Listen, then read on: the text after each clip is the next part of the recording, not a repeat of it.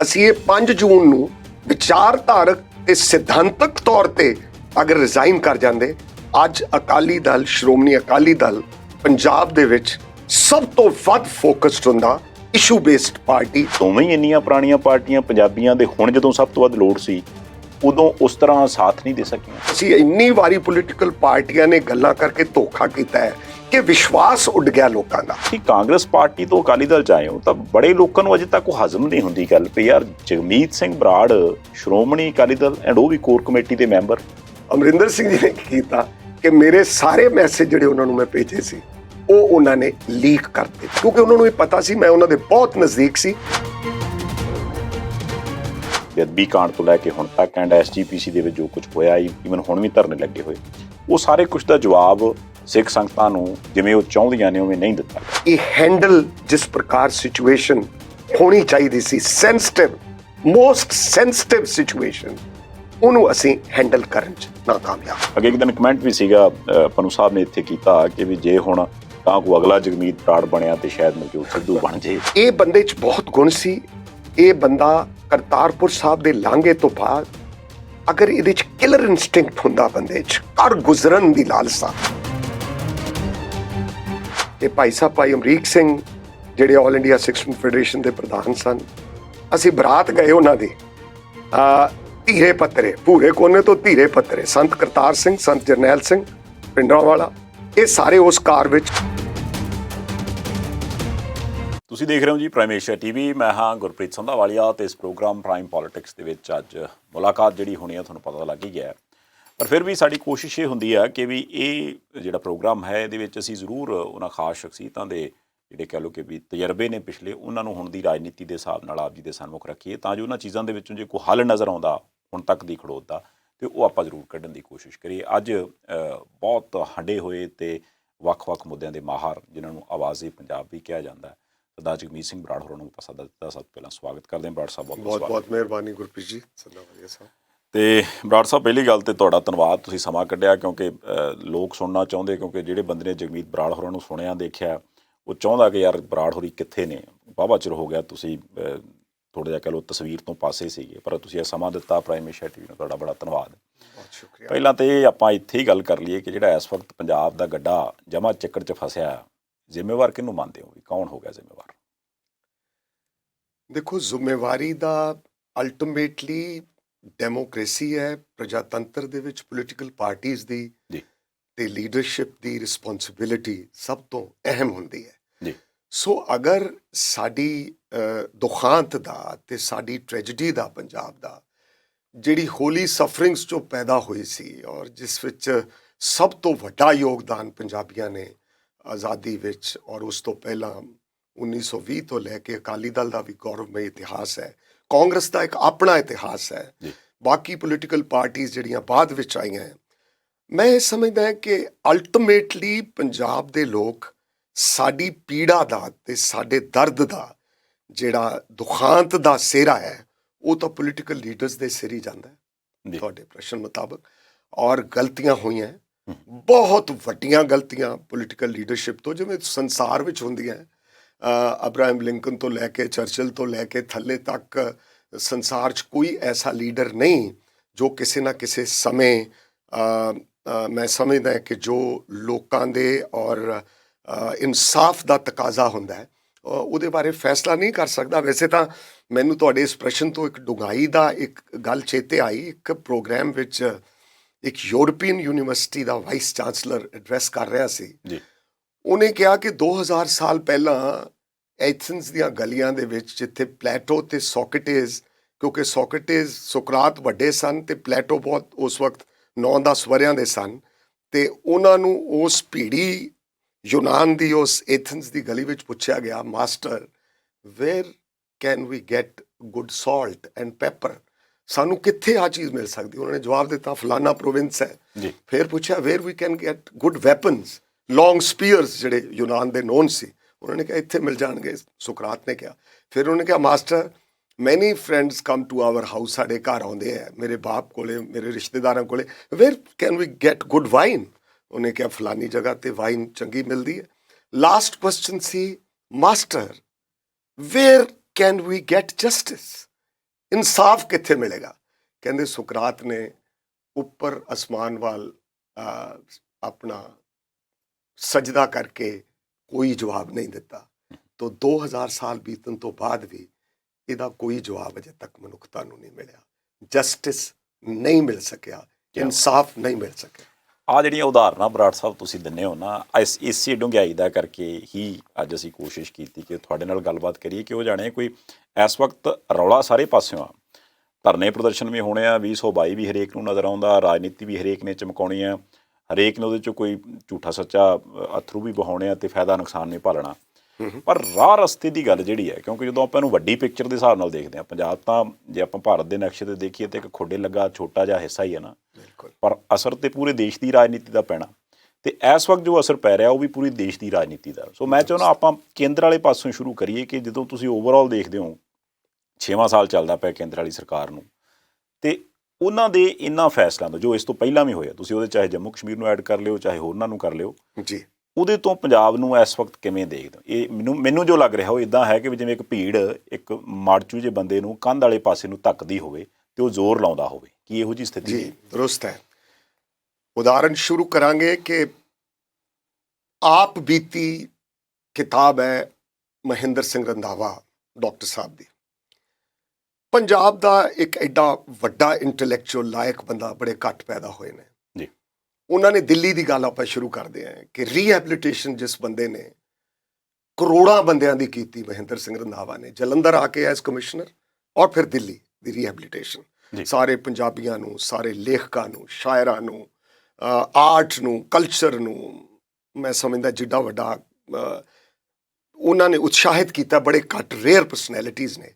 ਉਹ ਪੰਡਿਤ ਜਵਾਹਰ ਲਾਲ ਨਹਿਰੂ ਕੋਲ ਜਾ ਰਹੇ ਹੈ ਐਜ਼ ਕਮਿਸ਼ਨਰ, ਇੱਕ ਐਪਲੀਕੇਸ਼ਨ ਲੈ ਕੇ ਪੰਜਾਬੀਆਂ ਦੀ, ਇਕੱਲੇ ਸਿੱਖਾਂ ਦੀ ਨਹੀਂ, ਕਿ ਆਪਾਂ ਇਹਨਾਂ ਨੂੰ 7 ਕਿਲੋਮੀਟਰ ਦੇ ਘੇਰੇ 'ਤੇ ਉਜੜ ਕੇ ਆਏ ਹੈ, ਜਾਇਦਾਦਾਂ ਛੱਡ ਕੇ ਆਏ ਹੈ, ਵੱਡੀਆਂ ਵੱਡੀਆਂ ਫੈਕਟਰੀਆਂ ਲਾਹੌਰ 'ਚ ਔਰ ਹੋਰ ਪ੍ਰੋਵਿੰਸਿਸ ਦੇ ਵਿੱਚ ਛੱਡ ਕੇ ਆਏ ਹੈ, ਇਹਨਾਂ ਨੂੰ ਰੀਹੈਬਲੀਟੇਸ਼ਨ ਕਰਨਾ ਹੈ, 7 ਕਿਲੋਮੀਟਰ ਕੇ ਦਾਇਰੇ में कर दें। पंडित नेहरू का जवाब जो डॉक्टर महेंद्र सिंह रंधावा ने लिखा है, उन्होंने कहा कि नहीं 700 किलोमीटर तो कर दो, 7 किलोमीटर पे नहीं। साडे नाल कीते वादे, साडे नाल कीते एग्रीमेंट, साडे नाल कीते बहुत वड्डे विश्वासघात, ਇਹਦੀ ਪੋਲੀਟੀਕਲ ਟ੍ਰੇਨਿੰਗ ਸਟੂਡੈਂਟ ਮੂਵਮੈਂਟ ਚੋਂ ਨਿਕਲੇ ਜਿਹੜੇ ਲੈਫਟ ਦੇ ਸਾਡੇ ਨੌਜਵਾਨ ਸੀ ਜਾਂ ਉਸ ਵੇਲੇ ਦੇ ਬਜ਼ੁਰਗ ਸੀ, ਜਾਂ ਉਸ ਦੇ ਨਾਲ ਆਲ ਇੰਡੀਆ ਸਿੱਖ ਸਟੂਡੈਂਟ ਫੈਡਰੇਸ਼ਨ ਸੀ, ਨਾਲ ਦੀ ਨਾਲ ABVP ਸੀ ਜਿਨ੍ਹਾਂ ਦੀ ਆਪਦੀ ਟ੍ਰੇਨਿੰਗ ਸੀ, RSS ਦੀ ਸੀ। ਉਹਨਾਂ ਦਾ ਨਿਚੋੜ ਸਾਰੀ ਗੱਲ ਦਾ ਇਹ ਨਿਕਲਦਾ ਹੈ ਕਿ ਉਹਨਾਂ ਨੂੰ ਆਜ਼ਾਦੀ ਤੋਂ ਬਾਅਦ ਵੀ ਜਿਹੜੇ ਬੰਦੇ ਐਗਰੀਮੈਂਟਸ ਜਿਹੜੇ ਧੋਖੇ ਹੋਏ ਉਹਨਾਂ ਦਾ ਵਿਰੋਧ ਕਰ ਰਹੇ ਸੀ, ਉਹਨਾਂ ਨੂੰ ਡਿਫੈਂਸ ਆਫ ਇੰਡੀਆ ਰੂਲਸ ਵਰਗੇ ਮੁਕੱਦਮੇ ਬਣਾ ਕੇ ਉਹਨਾਂ ਨੂੰ ਜੇਲ੍ਹਾਂ ਵਿੱਚ ਭੇਜਿਆ ਗਿਆ। ਦਿੱਲੀ ਨੇ ਹਮੇਸ਼ਾ ਪੰਜਾਬ ਨਾਲ, ਕੇਂਦਰ ਨੇ ਮਿਸਚੀਵੀਅਸ ਔਰ ਬੜਾ ਜਾਣਦਿਆਂ ਹੋਇਆਂ ਉੱਥੋਂ ਦੇ ਅਹਿਲਕਾਰਾਂ ਨੇ, ਜ਼ਿੰਮੇਵਾਰ ਵਿਅਕਤੀਆਂ ਨੇ ਕਿ ਪੰਜਾਬ ਤਾਂ ਬਹੁਤ ਖੁਸ਼ਹਾਲ ਹੈ, ਪੰਜਾਬ ਦੇ ਲੋਕ ਬਹੁਤ ਮੌਜਾਂ ਮਾਣਦੇ ਹੈ। ਹਾਲਾਂਕਿ ਹਿੰਦ ਪਾਕ ਵੰਡ, ਹਿੰਦੁਸਤਾਨ ਦੀ ਆਜ਼ਾਦੀ, ਇਹਨਾਂ ਆਜ਼ਾਦੀਆਂ ਹੱਥੋਂ ਬਰਬਾਦ ਯਾਰੋ ਹੋਏ ਅਸੀਂ ਵੀ ਹਾਂ, ਹੋਏ ਤੁਸੀਂ ਵੀ ਹੋ। ਇਹ ਉਸਤਾਦ ਦਾਮਨ ਦੀ ਕਵਿਤਾ ਹੈ ਜਿਹੜੀ ਕਿ ਪਾਕਿਸਤਾਨ ਦੇ ਪੰਜਾਬੀ ਇਸਲਾਮਿਕ ਪੰਜਾਬੀਅਤ ਦਾ ਜਿਹੜਾ ਕਨਸੈਪਟ ਹੈ, ਜਿਹੜਾ ਸਭ ਤੋਂ ਪਹਿਲਾਂ 12ਵੀਂ 13ਵੀਂ ਸਦੀ 'ਚ ਬਾਬਾ ਫਰੀਦ ਜੀ ਨੇ ਦਿੱਤਾ, ਜਿਹੜੇ ਪਹਿਲੇ ਪੰਜਾਬੀ ਦੇ ਪੋਇਟ ਹੈ, ਪਹਿਲੇ ਐਡੇ ਵੱਡੇ ਮੁਰਸ਼ਿਦ ਹੈ ਜਿਨ੍ਹਾਂ ਦੀ ਇੰਟਰਨੈਸ਼ਨਲ ਐਕਸੈਪਟੇਬਿਲਿਟੀ ਹੈ, ਔਰ ਜਿਨ੍ਹਾਂ ਨੇ ਪੰਜਾਬੀ ਮਾਦਰੀ ਜ਼ੁਬਾਨ ਦੇ ਵਿੱਚ ਲਿਖਿਆ।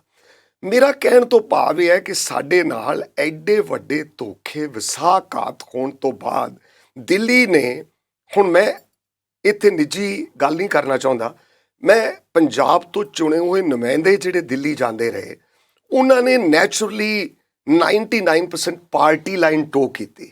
ਜੋ ਪਾਰਟੀ ਚਾਹੁੰਦੀ ਸੀ, ਨੈਚੁਰਲੀ ਕਾਂਗਰਸ ਜ਼ਿਆਦਾ ਸਮਾਂ ਪਾਵਰ 'ਚ ਸੀ, ਜਾਂ ਕੁਝ ਸਮਾਂ ਜਨਤਾ ਦਲ ਦੀ ਹਕੂਮਤ ਜਾਂ ਹੋਰ ਅੰਨੇ ਪ੍ਰਧਾਨ ਮੰਤਰੀ ਆਏ। ਮੈਨੂੰ ਜਿਹੜੇ 10 ਵਰੇ ਹਿੰਦੁਸਤਾਨ ਦੀ ਪਾਰਲੀਮੈਂਟ 'ਚ ਮਿਲੇ, ਮੈਂ ਉਸ ਸਮੇਂ 'ਚ ਉਹਨੂੰ ਇੱਕ ਚੰਗਾ ਕਦਮ ਸਮਝ ਲਓ ਜਾਂ ਜਜ਼ਬਾਤੀ ਕਦਮ ਸਮਝ ਲਓ। ਮੈਂ 92 'ਚ 8 ਇਤਿਹਾਸਕ ਗੁਰਦੁਆਰਾ ਸਾਹਿਬਾਨਾਂ 'ਚ ਅਖੰਡ ਪਾਠ ਕਰਕੇ ਅਰਦਾਸ ਕੀਤੀ ਕਿ ਹੇ ਪ੍ਰਮਾਤਮਾ, ਅਗਰ ਮੈਨੂੰ ਹਿੰਦੁਸਤਾਨ ਦੀ ਪਾਰਲੀਮੈਂਟ 'ਚ ਪਹੁੰਚਣ ਦਾ ਮੌਕਾ ਮਿਲਿਆ, ਮੈਂ ਪਾਰਟੀ ਹਿੱਤਾਂ ਤੋਂ ਉੱਪਰ ਉੱਠ ਕੇ ਪੰਜਾਬ ਦੇ ਪਾਣੀਆਂ ਤੇ 84 ਦੇ ਦੰਗਿਆਂ ਤੇ, ਕਿਉਂਕਿ ਉਦੋਂ ਬਹੁਤ ਫਰੈਸ਼ ਸਮਾਂ ਸੀ, 8 ਵਰੇ ਹੋਏ ਸੀ ਦੰਗਿਆਂ ਨੂੰ ਕੇਵਲ 92 ਦੇ ਵਿੱਚ। ਔਰ ਨਾਲ ਦੀ ਨਾਲ ਜੋ ਪੰਜਾਬ ਨਾਲ ਵਿਤਕਰੇ ਪੰਜਾਬੀ ਮਾਂ ਬੋਲੀ ਦੇ, ਪੰਜਾਬੀ ਇਲਾਕਿਆਂ ਦੇ, ਖੁਦ ਮੁਖਤਿਆਰੀ ਦੇ, ਸਾਡਾ ਸਰਕਾਰੀਆ ਕਮਿਸ਼ਨ ਦੇ ਗਠਨ ਤੋਂ ਬਾਅਦ ਅਧਿਕਾਰ ਨਾ ਮਿਲਣ ਦੇ, ਸਾਡੀਆਂ ਸਰਕਾਰਾਂ ਨੂੰ ਬੇਵਜ੍ਹਾ ਉਹਨਾਂ ਨੂੰ ਡਿਸਮਿਸ ਕਰਨ ਦੇ ਅਨੇਕਾਂ ਜਿਹੜੇ ਧੱਕੇ ਕਾਂਗਰਸ ਨੇ ਕੀਤੇ ਆ, ਐਮਰਜੈਂਸੀ ਵੇਲੇ ਵੀ, ਕਿਉਂਕਿ ਐਮਰਜੈਂਸੀ ਵੇਲੇ ਮੈਂ ਐਜ਼ ਅ ਸਟੂਡੈਂਟ ਗ੍ਰਿਫਤਾਰ ਸੀ, ਮੇਰੇ ਪਿਤਾ ਜੀ ਐਜ਼ ਅਕਾਲੀ ਲੀਡਰ, ਅਸੀਂ ਦੋਨੋਂ ਜੇਲ੍ਹ ਸੀ, ਉਹ ਫਿਰੋਜ਼ਪੁਰ ਜੇਲ੍ਹ ਸੀ, ਮੈਂ ਪਟਿਆਲੇ ਜੇਲ੍ਹ ਸੀ। ਮੇਰੇ ਕਹਿਣ ਤੋਂ ਭਾਵ ਹੈ ਕਿ ਮੇਰੇ ਮਨ 'ਚ ਉਹ ਪੀੜਾ ਤੇ ਉਹ ਦੁੱਖ ਸੀ ਕਿ ਤੁਸੀਂ ਸਾਡੇ ਨਾਲ ਵਿਤਕਰਾ ਕੀਤਾ, ਉਹਨੂੰ ਉਠਾਇਆ ਗਿਆ। ਲੇਕਿਨ ਪਾਰਟੀ ਨੇ ਸਮੇਂ ਬਰ ਸਮੇਂ ਕਦੇ ਮੈਨੂੰ ਮਿਗ ਕ੍ਰੈਸ਼ਸ ਦੇ ਮੁੱਦੇ ਦੇ ਉੱਤੇ, ਡਿਫੈਂਸ ਦੇ ਮੁੱਦੇ ਦੇ ਉੱਤੇ, 200 ਮਿਗ ਜਹਾਜ਼ ਡਿੱਗ ਚੁੱਕਿਆ ਸੀ, 100 ਪਾਇਲਟ ਜਿਹੜਾ ਸ਼ਹੀਦ ਹੋ ਚੁੱਕਿਆ ਸੀ, ਇਹ ਜੇ ਮੁੱਦੇ ਉਠਾਏ, ਪੰਜਾਬ ਦੇ ਪਾਣੀਆਂ ਦੇ ਮੁੱਦੇ ਉਠਾਏ, ਤਾਂ ਮੈਨੂੰ ਡੱਬ ਕੀਤਾ ਗਿਆ ਕਿ within Congress, I am sorry to say, ਮੈਨੂੰ ਮਤਲਬ ਪਾਰਲੀਮੈਂਟ ਦੀ ਲੌਬੀਜ਼ ਦੇ ਵਿੱਚ ਵੀ ਦੋਸਤ ਕਹਿ ਦਿੰਦੇ ਸੀ ਵੀ ਇੱਥੇ ਕਾਲੀਆਂ ਨੂੰ ਆਉਣ ਦੀ ਕੀ ਲੋੜ ਸੀ, ਤੂੰ ਇਕੱਲਾ ਹੀ ਬਹੁਤ ਸੀਗਾ, ਇਸ ਪ੍ਰਕਾਰ ਦਾ। ਔਰ ਚਲੋ ਇਸ ਤੋਂ ਅੱਗੇ ਵੀ ਹੋਰ ਕਈ ਸਟੈਪ ਜਿਹੜੇ ਨੇ ਕਿਹਾ ਗਿਆ ਜਦੋਂ ਮੈਂ ਪੰਜਾਬ ਦਾ ਕੇਸ ਟੇਕ ਅਪ ਕੀਤਾ। ਪੰਜਾਬੀ ਮਾਂ ਬੋਲੀ ਦਾ ਤੁਸੀਂ ਹੈਰਾਨ ਹੋਵੋਗੇ ਕਿ 52 ਤੋਂ ਬਾਅਦ ਕੋਈ ਟਰਾਂਸਲੇਟਰ ਹੀ ਨਹੀਂ ਸੀ। ਇਹ ਗਲਤ ਬਿਆਨੀ ਹੈ ਕਿ ਅਗਰ ਕੋਈ ਕਹਿੰਦਾ ਹੈ ਕਿ ਇਹਦੀ ਪਹਿਲ ਪੰਜਾਬੀ ਦੀ ਜ਼ੁਬਾਨ ਦੀ ਪਹਿਲੀ ਤਕਰੀਰ ਆਫਟਰ ਵੀ ਗੋਟ ਅ ਟਰਾਂਸਲੇਟਰ, ਕਿਉਂਕਿ ਉਦੋਂ ਬਾਅਦ ਹੀ ਸਮਝ ਆਉਣੀ ਹੈ ਦੂਜਿਆਂ ਨੂੰ ਜ਼ੁਬਾਨ ਤੇ। ਮਾਨਯੋਗ ਬਾਲਯੋਗੀ ਸਾਹਿਬ ਦਕਸ਼ਨ ਦੇ ਸਪੀਕਰ ਸੀ। ਮੈਂ ਖੜੋ ਕੇ ਕਿਹਾ ਕਿ 2002 ਆ ਗਿਆ, ਪੰਜਾਬੀ ਜ਼ੁਬਾਨ 9th ਸ਼ੈਡਿਊਲ ਮੁਤਾਬਕ ਅਕੋਰਡਿੰਗ ਟੂ ਕਨਸਟੀਟਿਊਸ਼ਨ ਸਾਡਾ ਟਰਾਂਸਲੇਟਰ ਹੀ ਹੈ ਨਹੀਂ। ਉਹਨਾਂ ਨੇ ਉਸੇ ਵੇਲੇ ਕਿਹਾ, mister Brar, I have constituted a committee and there will be a translator in 1 month, 1 ਮਹੀਨੇ ਦੇ ਵਿੱਚ ਟਰਾਂਸਲੇਟਰ ਆ ਜਾਏਗਾ। 1 ਮਹੀਨੇ 'ਚ ਟਰਾਂਸਲੇਟਰ ਆਇਆ। ਪਹਿਲੀ ਤਕਰੀਰ ਲੋਕ ਸਭਾ 'ਚ 52 ਤੋਂ ਬਾਅਦ ਪੰਜਾਬੀ ਜ਼ੁਬਾਨ ਦੇ ਵਿੱਚ ਮੈਂ ਖੜੋ ਕੇ ਜਦੋਂ ਕੀਤੀ, ਮੇਰੇ ਤੋਂ ਬਾਅਦ ਦੂਜੀ, ਤੁਸੀਂ ਹੈਰਾਨ ਹੋਵੋਗੇ ਕਿ ਰਮਾ ਪਾਇਲਟ ਜਿਹੜੇ ਰਜੇਸ਼ ਪਾਇਲਟ ਮਰਹੂਮ ਔਰ ਸਚਨ ਦੇ ਮਾਤਾ ਜੀ ਹੈ, ਉਹ ਪੰਜਾਬੀ ਬੋਲ ਲੈਂਦੇ ਸੀ, ਦੂਜੀ ਤਕਰੀਰ ਉਹਨਾਂ ਨੇ ਕੀਤੀ। ਉਸ ਤੋਂ ਬਾਅਦ ਰਾਜ ਸਭਾ 'ਚ ਸਰਦਾਰ ਬਲਬੀਰ ਸਿੰਘ ਔਰ ਉਸ ਤੋਂ ਬਾਅਦ ਸਰਦਾਰ ਤਰਲੋਚਨ ਸਿੰਘ ਹੋਰਾਂ ਨੇ ਉਹ ਤਕਰੀਰ ਕੀਤੀ। ਮੇਰਾ ਭਾਵ ਕਹਿਣ ਦਾ ਇਹ ਹੈ ਕਿ ਉਹ ਜਿਹੜੇ ਮੁੱਦੇ ਉਭਾਰੇ ਗਏ ਹਿੰਦੁਸਤਾਨ ਦੀ ਪਾਰਲੀਮੈਂਟ ਦੇ ਵਿੱਚ, ਉਹ ਇਸੇ ਕਰਕੇ ਉਭਾਰੇ ਗਏ ਕਿ ਕੇਂਦਰ ਦਾ ਤੁਸੀਂ ਪ੍ਰਸ਼ਨ ਕੀਤਾ ਹੈ ਕਿ ਸਾਨੂੰ ਬਹਿਕਾਉਣ 'ਚ, ਸਾਨੂੰ ਰੋਲਣ 'ਚ ਇੱਕ ਬਹੁਤ ਵੱਡੀ ਸਾਜ਼ਿਸ਼ ਜਿਹੜੀ ਹੈ ਉਹ ਹੋਈ। ਹਾਲਾਂਕਿ ਅਸੀਂ 62 ਦੀਆਂ ਜੰਗਾਂ 'ਚ, 65 ਦੀਆਂ ਜੰਗਾਂ 'ਚ, 71 ਦੀਆਂ ਜੰਗਾਂ 'ਚ, ਅੰਨ ਪੈਦਾ ਕਰਨ ਲਈ, ਠੂਠਾ ਛੁਡਵਾਉਣ ਲਈ, ਜਿਹਦਾ ਅੱਜ ਜ਼ਿਕਰ ਹੋ ਰਿਹਾ ਕਿਸਾਨੀ ਘੋਲਾਂ ਦੇ ਵਿੱਚ, ਕਿ ਦਵਿੰਦਰ ਸ਼ਰਮਾ, ਸੁੱਚਾ ਸਿੰਘ, ਗਿਆਨ ਸਿੰਘ ਬੈਨੀਵਾਲ, ਜਿਨ੍ਹਾਂ ਨੂੰ ਪੰਜਾਬ ਦੀ ਧਰਤੀ ਦਾ ਦਰਦ ਹੈ, ਉਹਨਾਂ ਬੰਦਿਆਂ ਨੇ ਲੇਖ ਲਿਖੇ। ਉਹ ਆਂਦੇ ਮਤਲਬ ਨਿਕਲ ਗਿਆ ਹੈ ਤਾਂ ਪਹਿਚਾਨਤੇ ਨਹੀਂ, ਦਵਿੰਦਰ ਸ਼ਰਮਾ ਦਾ ਲੇਖ ਹੈ। ਔਰ ਉਹਨੇ ਕਿਹਾ ਕਿ ਹੁਣ ਕਿਉਂਕਿ ਤੁਸੀਂ ਸੈਲਫ ਸਫੀਸ਼ੀਐਂਟ ਹੋ ਗਏ ਹੋ, ਹੁਣ ਸੋਮਾਲੀਆ ਨਹੀਂ ਬਣ ਸਕਦਾ ਭਾਰਤ। ਭਾਰਤ ਦੀ ਮਿੱਟੀ, ਭਾਰਤ ਦੀ ਧਰਤੀ, ਅੰਨ ਦਾ ਇੱਕ ਇੱਕ ਦਾਣਾ, ਚੌਲਾਂ ਤੋਂ ਲੈ ਕੇ ਔਰ ਵੀਟ ਤੱਕ, ਜੋ ਅਸੀਂ ਸੈਲਫ ਸਫੀਸ਼ੀਐਂਟ ਦਾਲਾਂ 'ਚ, अन्य ਚੀਜ਼ਾਂ 'ਚ ਕੀਤਾ, ਇਹਦਾ ਸਾਨੂੰ ਇਵਜ਼ਾਨਾ ਤਾਂ ਕੀ ਦੇਣਾ ਸੀ। ਭਾਰਤ ਦੀ ਇਸ ਮੌਜੂਦਾ ਸਰਕਾਰ ਨੇ, ਔਰ ਜਦੋਂ ਤੋਂ ਇਹ ਰਿਫਾਰਮਸ ਸ਼ੁਰੂ ਹੋਏ ਨੇ, ਖੇਤੀ ਸੈਕਟਰ ਤੇ ਪੰਜਾਬ ਦੀ ਸੋਨਾ ਉਗਲਦੀ ਧਰਤੀ ਤੇ ਕਾਰਪੋਰੇਟ ਘਰਾਣਿਆਂ ਦਾ ਔਰ international policy, patents, responsible corporations ਦੀ ਨਿਗਾਹ ਸੀ। ਇਹ ਬਹੁਤ ਵੱਡਾ ਏਜੰਡਾ ਹੈ। ਇਹ ਏਜੰਡਾ ਨਿਰਾ ਆਰਡੀਨੈਂਸਿਸ ਤੇ ਨਹੀਂ ਖਤਮ ਹੁੰਦਾ। ਇਹ ਰੂਟ ਜਿਹੜਾ ਆਰਡੀਨੈਂਸਿਸ ਦਾ ਲਿਆ ਗਿਆ ਹੈ, ਇਹ ਪ੍ਰਜਾਤੰਤਰ ਦਾ ਗਲ ਘੁੱਟਣ ਦੇ ਤੁੱਲ ਹੈ। ਰਾਸ਼ਟਰਪਤੀ ਦੇ ਸਿਗਨੇਚਰ ਕਰਾ ਲਏ ਜਾਣੇ, ਉਹਨੂੰ ਕਾਨੂੰਨ ਬਣਾ ਦਿੱਤਾ ਜਾਣਾ, ਇਹ ਸਹੀ ਮੰਨਿਆਂ ਵਿੱਚ ਡਾਕਟਰ ਬਾਬਾ ਸਾਹਿਬ ਅੰਬੇਡਕਰ ਦਾ ਜਿਹੜਾ ਸਟੇਟਸ ਨੂੰ ਕਨਸਟੀਟਿਊਸ਼ਨ ਦੇ ਮੁਤਾਬਕ ਦਿੱਤੇ ਗਏ ਰਾਈਟਸ ਹੈ, ਉਹਦੇ ਨਾਲ ਧੱਕਾ ਹੈ। ਅਖੀਰਲੀ ਗੱਲ, ਸਾਡੀ ਸਾਰੀ ਫਾਈਟ ਪੰਜਾਬ ਦੀ ਆਜ਼ਾਦੀ ਸੰਗਰਾਮ, ਗਦਰੀ ਬਾਬੇ, ਬੱਬਰ ਅਕਾਲੀ, ਚਾਹੇ ਉਹਦੇ ਵਿੱਚ ਆਰੀਆ ਸਮਾਜ ਦੀ ਵੀ ਸੁਧਾਰ ਲਹਿਰ ਸੀ ਇੱਕ ਸਮੇਂ ਤੇ, ਸਾਈਮਨ ਕਮਿਸ਼ਨ, ਗੋ ਬੈਕ ਦੇ ਨਾਰਿਆਂ ਹੇਠ ਲਾਲਾ ਲਾਜਪਤ ਰਾਏ ਹੋਰਾਂ ਦੇ ਵੱਜੀ ਇੱਕ ਇੱਕ ਲਾਠੀ, ਔਰ ਸ਼ਹੀਦ ਆਜ਼ਮ ਭਗਤ ਸਿੰਘ ਹੋਰਾਂ ਦੀ ਸ਼ਹਾਦਤ, ਜਿਹਦੇ ਤੇ ਖੈਰ ਇਹ ਵੀ ਗੀਤ ਲਿਖੇ ਗਏ ਹੈ ਕਿ ਭਗਤ ਸਿੰਘ ਤਾਂ ਆ ਗਿਆ, ਸਰਾਭਾ ਕਿੱਥੇ ਰਹਿ ਗਿਆ, ਵਡਿਆਈਆਂ ਦੀ ਦੌਰ ਵਿੱਚ ਪੰਜਾਬ ਕਿੱਥੇ ਰਹਿ ਗਿਆ, ਔਰ ਝੂਠੇ ਇਤਿਹਾਸ ਤੇ ਮੋਹਰ ਕਿਵੇਂ ਲਾਵਾਂ ਮੈਂ, ਇਹ ਜਿਹੇ ਗੀਤ ਵੀ ਪੰਜਾਬੀ ਦੇ ਬਹੁਤ ਪੰਜਾਬੀ ਮਾਂ ਬੋਲੀ ਨੂੰ ਪਿਆਰ ਕਰਨ ਵਾਲੇ ਲੋਕਾਂ ਨੇ ਲਿਖੇ। ਮੇਰਾ ਤਤਪਰਯ ਤੁਹਾਡੀ ਗੱਲ ਦਾ ਜਵਾਬ ਦਾ ਹੈ, ਲੰਬੀ ਗੱਲ ਨਾ ਕਰਨ ਦੀ ਬਜਾਏ, ਸਾਡੀ ਫਾਈਟ ਭਾਰਤੀਅਤਾ, ਇੰਡੀਅਨ ਨੈਸ਼ਨਲਿਜ਼ਮ ਤੇ ਆਧਾਰਿਤ ਹੈ। ਆਰਐਸਐਸ ਔਰ ਬੀਜੇਪੀ ਇਹ ਕਹਿੰਦੀ ਹੈ ਕਿ ਰਾਸ਼ਟਰ ਦਾ ਜਿਹੜਾ ਮਾਨਾ ਔਰ ਇਹਦਾ ਨਿਚੋੜ ਹੈ ਉਹ ਹਿੰਦੂ ਰਾਸ਼ਟਰ ਹੈ। ਅਸੀਂ ਇਹ ਨਹੀਂ ਮੰਨਦੇ। ਅਸੀਂ ਜਾਤ ਪਾਤ ਦੇ ਵਿੱਚ ਯਕੀਨ ਨਹੀਂ ਰੱਖਦੇ। ਅਸੀਂ ਵਰਨ ਆਸ਼ਰਮ ਦੇ ਖਿਲਾਫ ਹੈ।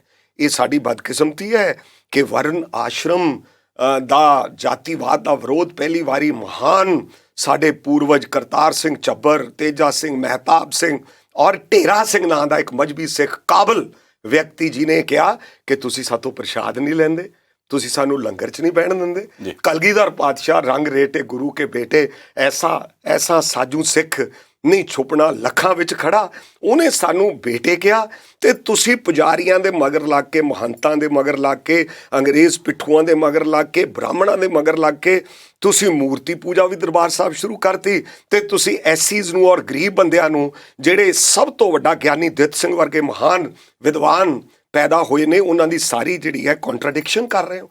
ਔਰ ਉੱਥੇ ਫਿਰ ਵੇਖੋ ਕਿੱਡੀ ਵੱਡੀ ਗੱਲ ਹੈ ਇਹ ਤੁਹਾਡੀ, ਤੁਸੀਂ ਦੁਨੀਆ ਨੂੰ ਜਾਣੂ ਕਰਾਇਆ। ਕਹਿੰਦੇ ਜਦੋਂ ਮਹਾਰਾਜ ਦਾ ਵਾਕ ਆਇਆ ਰੌਲਾ ਪੈ ਗਿਆ ਤੇ ਰੌਲਾ ਪੈਣ ਸ਼੍ਰੋਮਣੀ ਕਮੇਟੀ ਦੇ ਗਠਨ ਦੀ ਬੁਨਿਆਦ ਇਹ ਹੈ ਤੇ ਰੌਲਾ ਇਹ ਪਿਆ ਵੀ ਹੁਣ ਫਿਰ ਵਾਕ ਲਓ, ਫਾਲ ਕੱਢੋ, ਮਹਾਰਾਜ ਦਾ ਵਾਕ ਲੈ ਕੇ ਵੇਖੋ ਮਹਾਰਾਜ ਕੀ ਕਹਿੰਦੇ। ਕਹਿੰਦੇ ਜਿਹੜਾ ਵਾਕ ਆਇਆ ਉਹ ਸਤਿਗੁਰਾਂ ਨੇ ਐਸਾ ਵਾਕ ਬਖਸ਼ਿਆ ਕਿ ਨਿਰਗੁਣ ਆਰਿਆਂ ਨੂੰ ਤੇ ਨੀਚ, ਜਿਹੜੇ ਜਿਨ੍ਹਾਂ ਨੂੰ ਨੀਚ ਕਹਿੰਦੇ ਆ, ਅਛੂਤ ਕਹਿੰਦੇ ਹੋ ਤੁਸੀਂ, ਆਸੁਰ ਕਹਿੰਦੇ ਹੋ, ਉਹ ਸਭ ਤੋਂ ਨੇੜੇ ਹੈ ਪਰਮਾਤਮਾ ਦੇ। ਸੋ ਇਸ ਕਰਕੇ ਸਾਡੀ ਕਨਸੈਪਟ ਜਿਹੜਾ ਹੈ ਉਹ ਟੋਟਲ ਕੰਟਰਡਿਕਸ਼ਨ ਹੈ ਆਰਐਸਐਸ ਦੀ ਔਰ ਹਿੰਦੂਤਵ ਦੀ ਭਾਰਤੀਅਤਾ ਦੀ ਸਾਡੇ ਨਾਲ ਹੈ। ਸਾਡੇ ਗਦਰੀ ਬਾਬਿਆਂ ਨੇ ਬੰਗਾਲੀ ਦੇਸ਼ ਭਗਤਾਂ ਨਾਲ ਇੱਥੇ ਲੜਾਈ ਲੜੀ। ਇੱਥੇ ਬਰਾੜ ਸਾਹਿਬ, ਮੈਂ ਤੁਹਾਡੀਆਂ ਗੱਲਾਂ ਦੇ ਵਿੱਚ ਨਾ ਬਹੁਤ ਸਾਰੇ ਸਵਾਲ ਨਿਕਲ ਆਏ। ਮੈਂ ਚਾਹੁੰਦਾ ਕਿ ਤੁਸੀਂ ਜ਼ਰੂਰ ਇੱਕ 2 ਮਿੰਟ 'ਚ ਉਹਨਾਂ ਨੂੰ ਜ਼ਰੂਰ ਕਲੀਅਰ ਕਰੋ।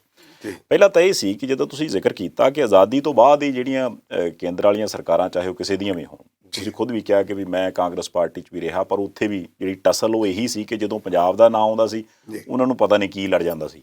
ਸਹੀ ਗੱਲ। ਉਹ ਜਿਹੜੀ ਚੀਜ਼ ਹੈ ਉਹ ਹੁਣ ਵੀ ਉਸੇ ਤਰ੍ਹਾਂ ਹੀ ਚੱਲ ਰਹੀ ਹੈ ਤੇ ਇਹਦਾ ਹੱਲ ਕੀ ਜਾਪਦਾ ਤੁਹਾਨੂੰ? ਬਹੁਤ ਸੰਖੇਪ ਸ਼ਬਦਾਂ 'ਚ। ਫਿਰ ਮੈਨੂੰ ਇਹ ਆ ਕਿ ਅੱਜ ਨਾ ਇਹ ਕਿਉਂਕਿ ਆਪਾਂ ਸ਼ਤਾਬਦੀ ਤੇ ਵੀ ਆਉਣਾ, SGPC ਸ਼੍ਰੋਮਣੀ ਅਕਾਲੀ ਦਲ, ਮੇਰਾ ਖਿਆਲ ਇਹਦਾ ਹੱਲ ਇਹ ਹੈ ਕਿ ਇੰਡੀਆ ਦਾ ਸਿਰ ਹੈ ਜੰਮੂ ਕਸ਼ਮੀਰ ਜੀ, ਉਹ ਸਿਰ ਨੂੰ ਭੰਨਿਆ ਗਿਆ ਹੈ।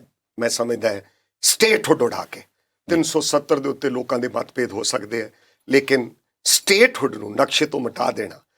ਜੰਮੂ ਕਸ਼ਮੀਰ ਤੋਂ ਲੈ ਕੇ ਕੰਨਿਆ ਕੁਮਾਰੀ ਤੱਕ ਕਿਸਾਨ, ਮਜ਼ਦੂਰ, ideological, writer, poet, cinema, art ਔਰ ਜੁਡੀਸ਼ਰੀ ਦਾ ਆਪਾਂ ਨੂੰ ਸਾਹਮਣੇ ਫੈਸਲੇ ਨਜ਼ਰ ਆ ਰਹੇ ਹੈ। ਜੁਡੀਸ਼ਰੀ ਕੀ ਫੈਸਲੇ ਕਰ ਰਹੀ ਹੈ ਕਿ ਅਯੋਧਿਆ ਦੇ ਮੁੱਦੇ ਤੇ ਮਹਾਨ ਐਪੈਕਸ ਕੋਰਟ ਦੇ ਉੱਤੇ ਆਪਾਂ ਕੋਈ ਟਿੱਪਣੀ ਨਹੀਂ ਕਰ ਸਕਦੇ, ਲੇਕਿਨ ਇਹ ਕਹਿਣਾ ਬੰਦਿਆਂ ਨੂੰ ਮੁਆਫ ਕਰਨ ਤੋਂ ਬਾਅਦ, ਬੰਦਿਆਂ ਨੂੰ ਬੇਲ ਆਊਟ ਕਰਨ ਤੋਂ ਬਾਅਦ ਕਿ ਇਹ ਤਾਂ ਉੱਥੇ ਬਾਬਰੀ ਮਸਜਿਦ ਦੀ ਸੁਰੱਖਿਆ ਲਈ ਗਏ ਸਨ, ਮੈਂ ਸਮਝਦਾ it's a plot on the judgement.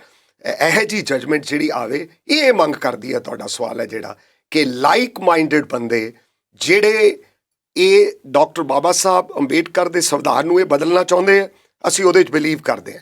ਅਸੀਂ ਜਾਤੀਵਾਦ ਦੇ ਵਿਰੁੱਧ ਹੈ। ਇਹ ਮੁੱਦਾ, ਕਿਸਾਨ ਦਾ ਮੁੱਦਾ, ਮਜ਼ਦੂਰ ਦਾ ਮੁੱਦਾ, ਬੈਕਵਰਡਸ ਦਾ ਮੁੱਦਾ, ਜਿਹੜੇ ਨੇਸ਼ਨ ਨੂੰ ਇਸ ਵੇਲੇ ਇੱਕ ਮੁੱਠਤਾ, ਇੱਕ ਸੁਰਤਾ, ਵੰਨ ਸੁਵੰਨਤਾ, ਵਿਭਿੰਨਤਾ ਦੇ ਵਿੱਚ ਯਕੀਨ ਰੱਖਦੇ ਹੈ, ਉਹ ਏਕਤਾ ਨਾਲ ਇੱਕ ਲੌਂਗ ਮਾਰਚ ਜਿਹੜਾ ਹੈ ਉਹ ਕਸ਼ਮੀਰ ਤੋਂ ਸ਼ੁਰੂ ਹੋ ਕੇ ਕੰਨਿਆ ਕੁਮਾਰੀ ਤੱਕ, ਜਿਹਦੇ 'ਚ ਅਕਾਲੀ ਦਲ, ਜਿਹਦੇ 'ਚ ਆਪੋਜੀਸ਼ਨ ਪਾਰਟੀਜ਼, ਜਿਹਦੇ 'ਚ ਕਾਂਗਰਸ, ਅਕਸਰ ਕਾਂਗਰਸ ਇੰਡੀਅਨ ਨੈਸ਼ਨਲਿਜ਼ਮ ਦੇ ਵਿੱਚੋਂ ਨਿਕਲੀ ਹੈ।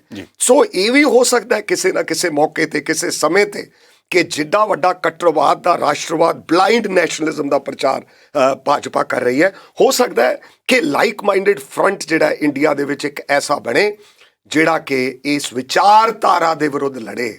ਰਾਜ ਪਾਠ ਤਾਂ ਆਉਂਦੇ ਜਾਂਦੇ ਰਹਿੰਦੇ ਹੈ। ਸੋ ਮੈਂ ਇਹ ਵਿਜ਼ੂਅਲਾਈਜ਼ ਕਰਦਾ ਕਿ ਕੰਟਰੀ ਦੇ ਵਿੱਚ ਅਗਰ 5-4 ਬੰਦੇ ਵੀ ਇਕੱਠੇ ਹੋ ਜਾਣ ਡਿਫਰੈਂਟ ਕਮਿਊਨਿਟੀਜ਼ ਦੇ ਔਰ ਲਾਈਕ ਮਾਈਂਡਡ, ਔਰ ਜਿਨ੍ਹਾਂ ਦਾ ਨਿਸ਼ਾਨਾ ਤੇ ਟਾਰਗੇਟ ਕੇਵਲ ਕੁਰਸੀ ਨਾ ਹੋਵੇ, ਉਹ ਇਸ ਜਿਹੜਾ ਹਿੰਦੁਸਤਾਨ ਜਿਸ ਮੋੜ ਤੇ ਖੜਾ ਹੈ, ਜਿਸ ਦਹਲੀਜ਼ ਤੇ ਖੜਾ ਹੈ, ਉਹਦੇ ਤੋਂ ਇੱਕ ਚੰਗੇ ਮਾਰਗ ਵੱਲ ਇੱਕ ਰਸਤਾ ਜਿਹੜਾ ਰਡਰਲੈਸ ਸ਼ਿਪ ਹੈ ਜਿਹੜਾ ਉਹਨੂੰ ਸਿੱਧਾ ਲਿਜਾਣ ਦੀ ਲੋੜ ਹੈ। ਆਪਾਂ ਜਿਹੜੇ ਖੇਤੀ ਵਾਲੇ ਹੁਣ ਆਏ ਨੇ ਬਿੱਲ, ਇਹਨਾਂ ਤੇ ਗੱਲ ਕਰੀਏ ਕਿਉਂਕਿ ਜਦੋਂ ਹੁਣ ਕਿਉਂਕਿ ਤੁਸੀਂ ਅਕਾਲੀ ਦਲ 'ਚੋਂ, ਤੇ ਅਕਾਲੀ ਦਲ ਨੇ ਇੱਕ ਬਹੁਤ ਵੱਡਾ ਸਟੈਪ ਲਿਆ ਜੀ ਇਸ ਵਕਤ, ਕਿਉਂਕਿ ਇੰਨਾ ਪੁਰਾਣਾ ਗੱਠਜੋੜ ਨੂੰ ਤੋੜਨਾ, ਇੱਕ ਕੇਂਦਰ ਦੇ ਵਿੱਚ ਮੰਤਰੀ ਦੀ ਕੁਰਸੀ ਹੋਣਾ ਉਹਨੂੰ ਛੱਡ ਦੇਣਾ, ਇਹ ਸਾਰੇ ਕੁਛ ਨੂੰ ਕਰਨ ਦੇ ਵਿੱਚ ਜਿਹੜਾ ਸਮਾਂ ਲੱਗਾ ਉਹਦੇ ਤੇ ਲੋਕ ਇਤਰਾਜ਼ ਕਰਦੇ ਆ। ਕੀ ਇਹ ਸਮਝਣ 'ਚ ਦੇਰੀ ਲੱਗ ਗਈ ਜਾਂ ਕੋਈ ਹੋਰ ਕਾਰਨ ਰਿਹਾ? ਤੁਸੀਂ ਕੀ ਸਮਝਦੇ ਹੋ? ਦੇਖੋ, ਇਹ ਦਰੁਸਤ ਗੱਲ ਹੈ। ਮੇਰਾ ਪਬਲਿਕ ਲਾਈਫ ਦਾ ਜਿਹੜਾ ਹਮੇਸ਼ਾ ਨਿਰਕਰਸ਼ ਰਿਹਾ ਉਹ ਇਹ ਰਿਹਾ ਹੈ ਕਿ ਟੂ ਐਰ ਇਜ਼ ਹਿਊਮਨ। ਮਨੁੱਖਤਾ ਤੋਂ, ਬੰਦਿਆਂ ਤੋਂ, ਵਿਅਕਤੀਆਂ ਤੋਂ ਬਹੁਤ ਵੱਡੀਆਂ ਗਲਤੀਆਂ ਹੁੰਦੀਆਂ। ਲੇਕਿਨ ਇਹ ਮੁੱਦਾ ਜਦੋਂ 5 ਜੂਨ ਨੂੰ ਐਕਸਟਰਾ ਆਰਡੀਨਰੀ ਆਰਡੀਨੈਂਸਿਸ ਦਾ ਆਇਆ, ਮੈਂ ਪਹਿਲੇ ਦਿਨ ਅਕਾਲੀ ਦਲ ਦੀ ਕੋਰ ਕਮੇਟੀ ਦੀ ਮੀਟਿੰਗ 'ਚ ਪ੍ਰਧਾਨ ਜੀ ਹੋਰਾਂ ਨੇ, ਸੁਖਬੀਰ ਸਿੰਘ ਬਾਦਲ ਸਾਹਿਬ ਨੇ, ਸਾਰੀ ਕਮੇਟੀ ਨੇ ਇੰਡੋਰਸ ਕੀਤਾ। ਜੋ ਮੈਂ ਚਲੋ ਉਹਨੂੰ ਇੱਕ ਲੈਕਚਰ ਤਾਂ ਨਹੀਂ ਕਿਹਾ ਜਾ ਸਕਦਾ, ਉਹਨੂੰ ਇੱਕ ਸਟੱਡੀ ਸਰਕਲ ਕਿਹਾ ਜਾ ਸਕਦਾ ਕਿ ਇਹ ਲੌਂਗਰ ਡਿਜ਼ਾਈਨ ਹੈ। ਸਾਡੇ ਕੋਲੇ 1 ਮਿੰਟ ਵੀ ਨਹੀਂ ਅਸੀਂ ਇਸ ਮੁੱਦੇ ਤੇ ਸਾਨੂੰ ਬੀਜੇਪੀ ਦੇ ਨਾਲ ਆਫਟਰ ਕੰਪਲੀਟਿੰਗ ਟਾਕਸ, ਅਗਰ ਉਹ ਇਹਨੂੰ ਜਾਰੀ ਰੱਖਣਗੇ, ਸਾਨੂੰ ਸਾਥ ਛੱਡ ਦੇਣਾ ਚਾਹੀਦਾ। ਉਦੋਂ ਬਾਅਦ ਇੱਕ ਚਿੱਠੀ ਆਈ, ਇੱਕ ਪੱਤਰ ਆਇਆ ਮੇਰਾ। ਉਸ ਚਿੱਠੀ ਤੇ ਵੀ ਰਿਐਕਸ਼ਨ ਪਾਰਟੀ ਦੇ ਵਿੱਚ ਸਾਰੇ ਪਾਰਟੀ ਦੇ ਕਾਰਕੁਨ ਜਾਣਦੇ ਆ। ਮੈਂ ਕਿਹਾ ਗਿੱਦੜ ਚਿੱਠੀ ਹੈ, ਇਸ ਚਿੱਠੀ ਦਾ ਕੋਈ ਮਾਨਾ ਨਹੀਂ। ਔਰ ਇਹ ਜਿਹੀਆਂ ਚਿੱਠੀਆਂ ਤਾਂ ਸਾਡੇ ਨਾਲ ਰਿਟਨ ਐਗਰੀਮੈਂਟ ਪੰਡਿਤ ਜਵਾਹਰ ਲਾਲ ਨਹਿਰੂ ਔਰ ਮਹਾਤਮਾ ਗਾਂਧੀ ਜੀ ਨੇ ਕਰਕੇ, ਰਾਸ਼ਟਰਪਿਤਾ ਨੇ, ਉਹ ਵੀ ਸਾਡੇ ਪੂਰੇ ਨਹੀਂ ਹੋਏ। ਇਹ ਚਿੱਠੀ ਦਾ ਕੋਈ ਅਮਲੋ ਦਰਾਮਦ ਨਹੀਂ। ਮੈਂ ਇਹ ਮੰਨਦਾ ਕਿ ਕਿਉਂਕਿ ਵਿਚਾਰਧਾਰਕ ਤੌਰ ਤੇ ਅਕਾਲੀ ਦਲ ਦੇ 100 ਵਰ੍ਹਿਆਂ ਦੇ ਇਤਿਹਾਸ ਵਿੱਚ ਤਾਂ ਇਹ ਮੈਨੂੰ ਬਹੁਤ ਵੱਡਾ ਭਵਿੱਖ ਨਜ਼ਰ ਆਉਂਦਾ ਹੈ। ਕਿਉਂਕਿ ਸਾਡੀ ਫਾਊਂਡੇਸ਼ਨ ਡਾਇਨੈਸਟਿਕ ਨਹੀਂ ਹੈ। ਸਾਡੀ ਫਾਊਂਡੇਸ਼ਨ ਗਰੀਬ, ਕਿਰਤੀ, ਕਿਸਾਨ, ਮਜ਼ਦੂਰ ਔਰ ਸਾਰੀਆਂ ਜ਼ਾਤਾਂ, ਬਰਾਦਰੀਆਂ, ਬੈਕਵਰਡ ਮਾਸਟਰ ਤਾਰਾ ਸਿੰਘ 40 ਸਾਲ ਇੱਕ ਨੌਨ ਜੱਟ ਸਿੱਖ ਹੋ ਕੇ ਅਕਾਲੀ ਦਲ ਵਰਗੀ ਪਾਰਟੀ ਦੇ ਪ੍ਰੈਜ਼ੀਡੈਂਟ ਰਹੇ ਹੈ। ਇੱਥੋਂ ਅੰਦਾਜ਼ਾ ਲਾਇਆ ਜਾ ਸਕਦਾ ਹੈ ਕਿ ਕਿਵੇਂ ਕੁਲੈਕਟਿਵ, ਇੱਕ ਸਮੂਹਿਕ, ਇੱਕ ਵਿਸਥਾਰਪੂਰਵਕ ਅਕਾਲੀ ਦਲ ਦੀ ਫਾਰਮੇਸ਼ਨ ਸੀ। ਸੋ ਹੁਣ ਭੈਜੀ ਹੋਰਾਂ ਨੇ ਜਿਹੜਾ ਅਸਤੀਫਾ ਦਿੱਤਾ ਹੈ, ਹਰਸਿਮਰਤ ਜੀ ਨੇ, ਉਹ ਮੈਂ ਸਮਝਦਾ ਕਿ ਇਹ ਠੀਕ ਹੈ ਤੁਹਾਡੀ ਗੱਲ ਕਿ ਇਹਦੇ ਤੇ ਦੇਰੀ ਹੋਈ ਹੈ। ਔਰ ਅਗਰ ਅਸੀਂ ਇਹ 5 ਜੂਨ ਨੂੰ ਵਿਚਾਰਧਾਰਕ ਤੇ ਸਿਧਾਂਤਕ ਤੌਰ ਤੇ ਅਗਰ ਰਿਜ਼ਾਈਨ ਕਰ ਜਾਂਦੇ, ਅੱਜ ਅਕਾਲੀ ਦਲ, ਸ਼੍ਰੋਮਣੀ ਅਕਾਲੀ ਦਲ ਪੰਜਾਬ ਦੇ ਵਿੱਚ ਸਭ ਤੋਂ ਵੱਧ ਫੋਕਸਡ ਹੁੰਦਾ ਇਸ਼ੂ ਬੇਸਡ ਪਾਰਟੀ, ਆਈਡੀਓਲੋਜੀਕਲ ਲੀਹਾਂ ਤੇ ਤੁਰਨ ਲਈ। ਸੋ ਇਸ ਕਰਕੇ ਉਹਨੂੰ ਹੁਣ ਮਸਲੇ ਨੂੰ, ਕਿਉਂਕਿ ਬੀਜੇਪੀ ਨਾਲ ਸਾਂਝ ਬਹੁਤ ਪੁਰਾਣੀ ਸੀ, ਬੀਜੇਪੀ ਨਾਲ ਸਾਂਝ ਦਾ ਇੱਕ ਵੱਡਾ ਕਾਰਨ ਸਰਦਾਰ ਪ੍ਰਕਾਸ਼ ਸਿੰਘ ਬਾਦਲ ਹੋਰਾਂ ਦੀ, ਮੈਂ ਇੱਥੇ 50 ਵਰ੍ਹੇ, ਕਿਉਂਕਿ ਉਹਨਾਂ ਨੇ 60 ਵਰ੍ਹੇ ਰਾਜਨੀਤੀ ਦੇ ਵਿੱਚ ਸਰਗਰਮ ਰਹੇ, 20 ਸਾਲ ਕੈਦ ਕੱਟੀ ਹੈ ਪੰਜਾਬ ਦੇ ਲੋਕਾਂ ਲਈ। ਉਹਨਾਂ ਦਾ ਇੱਕ ਜਿਹੜਾ ਕੋਰ ਉਹਨਾਂ ਦਾ ਏਜੰਡਾ ਸੀ ਹਿਰਦੇ ਦਾ, ਉਹ ਸੀ ਪੰਜਾਬ ਦੇ ਵਿੱਚ ਹਿੰਦੂ ਸਿੱਖ ਏਕਤਾ ਦਾ। ਸ਼ਾਇਦ ਉਸ ਮੁੱਦੇ ਦੇ ਉੱਤੇ, ਔਰ ਮਾੜੇ ਵਕਤ ਵੀ ਆਏ, 25 ਵਰ੍ਹੇ ਸੰਤਾਪ ਵੀ ਹੋ ਗਿਆ। ਸੋ ਜਿਹੜਾ ਸਾਡਾ ਪ੍ਰਾਈਮ ਇਸ਼ੂ ਹੈ, ਜਿਹੜਾ ਸਾਡਾ ਕੋਰ ਇਸ਼ੂ ਹੈ, ਉਹਦੇ ਤੇ ਚੱਲਦਿਆਂ ਬੀਜੇਪੀ ਨਾਲ ਸਾਂਝ ਰਹੀ। ਪਰ ਜੇ ਬੀਜੇਪੀ ਅਯੋਧਿਆ ਦੇ ਮੰਦਿਰ ਦੇ ਨਿਰਮਾਣ ਤੋਂ ਬਾਅਦ ਔਰ ਉਸ ਤੋਂ ਬਾਅਦ 370 ਹਟਾਉਣ ਤੋਂ ਬਾਅਦ ਇੱਥੇ ਹੀ ਖੜ ਜਾਂਦੀ, ਜਦੋਂ ਉਹਨਾਂ ਨੇ ਨਾਗਰਿਕਤਾ ਬਿੱਲ ਦਾ ਸੋਧ ਦਾ ਮਸਲਾ ਲਿਆਂਦਾ ਕਿ ਸ਼ਹੀਦ ਆਜ਼ਮ ਭਗਤ ਸਿੰਘ ਤੇ ਸਾਰੇ ਪਰਿਵਾਰਾਂ ਜਾ ਕੇ ਸਰਾਭੇ ਪਿੰਡ ਤੇ ਮਰਾਣੇ ਜਾ ਕੇ ਤੇ ਦਦੇਰ ਜਾ ਕੇ ਤੇ ਘੋਲੀਏ ਖੁਰਦ ਜਾ ਕੇ ਤੇ ਮੇਸਰੀ ਜਾ ਕੇ ਅਗਰ ਇਹ ਪੁੱਛਿਆ ਜਾਣਾ ਸਰਾਲੀ ਜਾ ਕੇ ਕਿ ਲਿਆਓ ਵੀ ਤੁਸੀਂ ਦੇਸ਼ ਭਗਤੀ ਦਾ, ਆਪਦੀ ਦਾ ਜਾਂ ਆਪਦੀ ਹੋਂਦ ਦਾ ਸਰਟੀਫਿਕੇਟ ਦਿਓ, ਇਹ ਸਭ ਤੋਂ ਵੱਡੀ ਸੱਟ ਸੀਗੀ। ਮੈਂ ਉਦੋਂ ਵੀ ਮੋਗੇ ਦੀ ਰੈਲੀ 'ਚ ਸਿਟੀਜ਼ਨਸ਼ਿਪ ਬਿੱਲ ਦੇ ਉੱਤੇ ਵਿਰੋਧ ਕੀਤਾ, ਉਸ ਤੋਂ ਬਾਅਦ 370 ਦਾ ਔਰ ਕਸ਼ਮੀਰ ਦੇ ਮੁੱਦੇ ਦਾ ਵਿਰੋਧ ਕੀਤਾ। ਮੇਰਾ ਕਹਿਣ ਤੋਂ ਭਾਵ ਇਹ ਹੈ ਕਿ ਸ਼੍ਰੋਮਣੀ ਅਕਾਲੀ ਦਲ ਦਾ ਜਿਹੜਾ ਸਾਰਾ ਮਿਊਜ਼ੀਅਮ ਦੇ ਵਿੱਚ ਤੇ ਰੈਫਰੈਂਸ ਰਿਸਰਚ ਲਾਇਬ੍ਰੇਰੀ ਦੇ ਵਿੱਚ ਰਿਕਾਰਡ ਪਿਆ, ਔਰ ਜਿੰਨੀਆਂ ਸਾਡੀਆਂ ਕਾਨਫਰੰਸਿਸ, ਮੀਟਿੰਗਸ ਹੋਈਆਂ, ਉਹਨਾਂ ਸਾਰੀਆਂ ਦਾ ਨਿਚੋੜ ਇਹ ਹੈ ਕਿ ਅਸੀਂ ਸੰਘੀ ਢਾਂਚੇ ਦਾ ਤੇ ਫੈਡਰਲ ਢਾਂਚੇ ਦੀ ਅਗਰ ਰਾਖੀ ਕਰਨ ਤੋਂ ਕਿਤੇ ਕੁਤਾਹੀ ਕਰਾਂਗੇ ਤਾਂ ਸਾਡਾ ਸਭ ਤੋਂ ਵੱਡਾ ਨੁਕਸਾਨ ਹੋਏਗਾ। ਤੁਹਾਡੇ ਸਵਾਲ ਦਾ ਜਵਾਬ ਇਹੀ ਹੈ ਕਿ ਅਗਰ ਅਸੀਂ ਲੇਟ ਹੋਏ ਹਾਂ, ਸਾਡਾ ਨੁਕਸਾਨ ਹੋਇਆ। ਨਹੀਂ, ਪਰ ਲੇਟ ਜਦੋਂ ਤੁਸੀਂ ਇਹ ਨਾਗਰਿਕਤਾ ਬਿੱਲ ਤੇ ਮੈਂ ਆਉਣਾ ਹੀ ਸੀ, ਇਹ ਮੈਂ ਤਾਂ ਆਉਣਾ ਸੀ ਕਿਉਂਕਿ ਨਾ ਥੋੜ੍ਹੇ ਦਿਨ ਪਹਿਲਾਂ ਡਾਕਟਰ ਦਲਜੀਤ ਸਿੰਘ ਚੀਮਾ ਹੋਰੀ ਇੱਥੇ ਗਏ ਸੀ। ਉਹ ਐਕਸਕਿਊਜ਼ ਦੇ ਕੇ ਗਏ ਕਿ ਉਦੋਂ ਸਾਡੀ ਮਜਬੂਰੀ ਸੀ ਅਫਗਾਨਿਸਤਾਨ ਦੇ ਸਿੱਖ, ਕਿਉਂਕਿ ਅਫਗਾਨਿਸਤਾਨ ਦੇ ਵਿੱਚ ਸਿੱਖਾਂ ਦੀ ਹਾਲਤ ਮਾੜੀ ਸੀ, ਤੇ ਅਸੀਂ ਸੋਚਿਆ ਵੀ ਚਲੋ ਘੱਟੋ ਘੱਟ ਉਹ ਤਾਂ ਇੱਥੇ ਆ ਜਾਣਗੇ, ਇਸ ਕਰਕੇ ਅਸੀਂ ਉਹ ਸਪੋਰਟ ਕੀਤੀ। ਪਰ ਉਹ ਇੱਕ ਸਪੋਰਟ ਕਰਨ ਦੇ ਲਈ ਆ ਜਿਹੜੀ ਚੀਜ਼ ਤੁਸੀਂ ਦੱਸ ਰਹੇ ਹੋ, ਜਾਂ ਜਿਹੜੇ ਤੌਖਲੇ ਨੇ ਜਾਂ ਜਿਹੜੇ ਲੋਕਾਂ ਨੂੰ ਨਜ਼ਰ ਆ ਰਹੇ ਨੇ, ਇਹਨਾਂ ਨੂੰ ਪਾਸੇ ਕਰ ਲਿਆ ਗਿਆ ਉਦੋਂ ਇੱਕ ਚੀਜ਼ ਦਾ ਕਰਕੇ, ਜਾਂ ਤੁਹਾਨੂੰ ਲੱਗਦਾ ਕਿ ਵੀ ਉਦੋਂ ਵੀ ਗਲਤੀ ਹੋ ਗਈ ਕਿਤੇ? ਦੇਖੋ, ਡਾਕਟਰ ਦਲਜੀਤ ਸਿੰਘ ਚੀਮਾ ਅਕਾਲੀ ਦਲ ਦੀ ਰਾਜਨੀਤੀ ਦੇ ਵਿੱਚ ਮੈਂ ਉਹਨਾਂ ਨੂੰ ਵਾਚ ਕਰ ਰਿਹਾ, ਮੈਨੂੰ ਇਟਲੀ ਬਹੁਤ ਸਿਆਣੇ ਹੈ, ਔਰ ਮੈਂ ਤਾਂ ਕਹਿਣਾ ਹੁੰਦਾ ਕਿ ਗਿਆਨੀ ਕਰਤਾਰ ਸਿੰਘ ਤੋਂ ਬਾਅਦ ਇਸ ਖਿੱਤੇ ਦੇ ਵਿੱਚ ਔਰ ਅਕਾਲੀ ਦਲ ਦੇ ਵਿੱਚ ਜਿਹੜਾ ਬੰਦਾ ਅਕਾਲੀ ਦਲ ਦੀ ਪਾਲਿਸੀਜ਼ ਨੂੰ, ਪ੍ਰੋਗਰਾਮਸ ਨੂੰ ਸਮਝਦਾ ਹੈ, ਉਹਦੇ 'ਚ ਦਲਜੀਤ ਸਿੰਘ ਚੀਮਾ ਇੱਕ ਬੜਾ ਸ਼ਾਈਨਿੰਗ ਐਗਜ਼ਾਮਪਲ ਹੈ। ਮਗਰ ਇਹ ਜਿਹੜਾ ਨਾਗਰਿਕਤਾ ਬਿੱਲ ਤੇ ਅਸੀਂ ਕਿਸੇ ਵੀ ਕਨਵੀਨੀਅੰਸ ਨਾਲ ਕੰਪਰੋਮਾਈਜ਼ ਕਰਨ ਦੀ ਕੋਸ਼ਿਸ਼ ਕਰਾਂਗੇ ਜਾਂ ਲੋਕਾਂ ਨੂੰ ਇਹ ਸਮਝਾਉਣ ਦੀ ਕੋਸ਼ਿਸ਼ ਕਰਾਂਗੇ, ਠੀਕ ਹੈ, ਉਹ ਮੁੱਦਾ ਅਫਗਾਨਿਸਤਾਨ ਦਾ ਬਹੁਤ ਇੰਪੋਰਟੈਂਟ ਹੈ। ਸਾਡਾ ਉਹ ਮੁੱਦਾ ਇਸ ਕਰਕੇ ਇੰਪੋਰਟੈਂਟ ਹੈ ਕਿ ਅਸੀਂ ਸਿੱਖ ਆਈਡੈਂਟੀਟੀ ਨੂੰ ਵੀ ਅਸੀਂ ਦੇਖਣਾ ਹੈ, ਲੇਕਿਨ ਅਸੀਂ ਇਹ ਵੀ ਦੇਖਣਾ ਹੈ ਕਿ ਕਾਂਗਰਸ ਤੋਂ ਬਾਅਦ ਦੇਸ਼ ਵਿੱਚ 100 ਵਰ੍ਹਿਆਂ ਦਾ ਨਿੱਘਰ ਗੌਰਵਮਈ ਇਤਿਹਾਸ, ਜਿਹਨੂੰ ਪੰਡਿਤ ਜਵਾਹਰ ਲਾਲ ਨਹਿਰੂ ਔਰ ਮਹਾਤਮਾ ਗਾਂਧੀ ਦੀ ਟੈਲੀਗ੍ਰਾਮ ਅਜੇ ਤੱਕ ਸਿੱਖ ਮਿਊਜ਼ੀਅਮ ਆਰਕਾਈਵਜ਼ ਵਿੱਚ ਪਈ ਹੈ ਕਿ we have one the first battle of freedom. Nankana Sahib ਜਦੋਂ ਜਾ ਕੇ ਆਏ ਹੈ ਔਰ ਉਹਨਾਂ ਨੇ ਉੱਥੇ ਇਹ ਸ਼ਬਦ ਕਹੇ ਹੈ ਕਿ ਦੇਸ਼ ਦੀ ਜੰਗੇ ਆਜ਼ਾਦੀ ਦਾ ਇਹ ਸਭ ਤੋਂ ਵੱਡਾ ਮੀਲ ਪੱਥਰ ਸਿੱਧ ਹੋਏਗਾ, ਜਲਿਆਂਵਾਲਾ ਬਾਗ ਔਰ ਨਨਕਾਣਾ ਸਾਹਿਬ, ਪੰਜਾ ਸਾਹਿਬ, ਗੁਰੂ ਕਾ ਬਾਗ, ਜੈਤੋ ਕਾ ਮੋਰਚਾ। ਇਸ ਲਈ ਮੈਂ ਉਹ ਅਫੀਸ਼ੀਅਲ ਪਾਰਟੀ ਦੇ ਸਾਡੇ ਸਪੋਕਸਪਰਸਨ ਹਨ, ਉਹਨਾਂ ਨੇ ਉਸ ਵੇਲੇ ਇੰਟਰਵਿਊ ਵੇਲੇ ਜੋ ਗੱਲ ਕਹੀ, ਲੇਕਿਨ ਅਸੀਂ ਹੁਣ ਸ਼੍ਰੋਮਣੀ ਅਕਾਲੀ ਦਲ ਦੀ ਕੋਰ ਕਮੇਟੀ ਦੇ ਵਿੱਚ ਇਸ ਨਿਚੋੜ ਤੇ ਪਹੁੰਚੇ ਹਾਂ। ਪ੍ਰਧਾਨ ਜੀ ਦਾ ਬਿਆਨ ਵੀ ਆਇਆ ਕਿ ਅਸੀਂ ਕੰਟਰੀ ਦੇ ਵਿੱਚ ਸਾਰੀ ਪੋਲਿਟੀ ਹੈ ਜਿਹੜੀ, ਕਿਉਂ ਨਾ ਅਕਾਲੀ ਦਲ ਯੂਨਾਈਟ ਕਰੇ। ਅਗਰ ਗੁਜਰਾਤ ਤੋਂ ਇੱਕ ਪ੍ਰਾਈਮ ਮਿਨਿਸਟਰ ਬਣ ਸਕਦੇ ਨੇ, ਜਿਸ ਗੁਜਰਾਤ ਦਾ ਯੋਗਦਾਨ ਬਹੁਤ ਵੱਡਾ ਹੋ ਸਕਦਾ ਹੈ ਬਿਜ਼ਨਸ ਦੇ ਮੌਕੇ ਤੇ, ਕਾਰਪੋਰੇਟ ਘਰਾਣੇ ਜਿਹੜੇ 32 ਭੱਜੇ ਹੋਏ ਹੈ, ਜਿਨ੍ਹਾਂ ਦੇ ਉਲਟ ਹਜ਼ਾਰਾਂ ਕਰੋੜ ਰੁਪਇਆ ਲੈ ਕੇ ਭੱਜਣ ਦਾ ਇਲਜ਼ਾਮ ਹੈ, ਉਹ ਸਾਰੇ ਗੁਜਰਾਤ ਦੇ 28 ਦੇ 28 ਔਰ ਅੰਬਾਨੀ ਅਡਾਨੀ ਹੋਰਾਂ ਦਾ ਬੇਸ ਉਹ ਹੈਗਾ। ਇਸ ਕਰਕੇ ਇਹ ਨਵੇਂ ਕਾਰਪੋਰੇਟ ਘਰਾਣਿਆਂ ਦਾ 73% ਸਾਰੀ ਹਿੰਦੁਸਤਾਨ ਦੀ ਪੂੰਜੀ, ਮੈਂ ਅਗੇਨ ਰਿਪੀਟ ਕਰਦਾ Sandhawalia ji, simple thing to understand Indian economy today, 73% ਪੂੰਜੀ ਤੇ ਦੌਲਤ 1% ਬੰਦਿਆਂ ਕੋਲੇ ਹਿੰਦੁਸਤਾਨ ਦੇ ਵਿੱਚ ਆ ਗਈ ਹੈ। ਇਸ ਤੋਂ ਵੱਡਾ ਫੇਲਿਅਰ ਇਸ ਸਰਕਾਰ ਦਾ ਨਹੀਂ ਹੋ ਸਕਦਾ।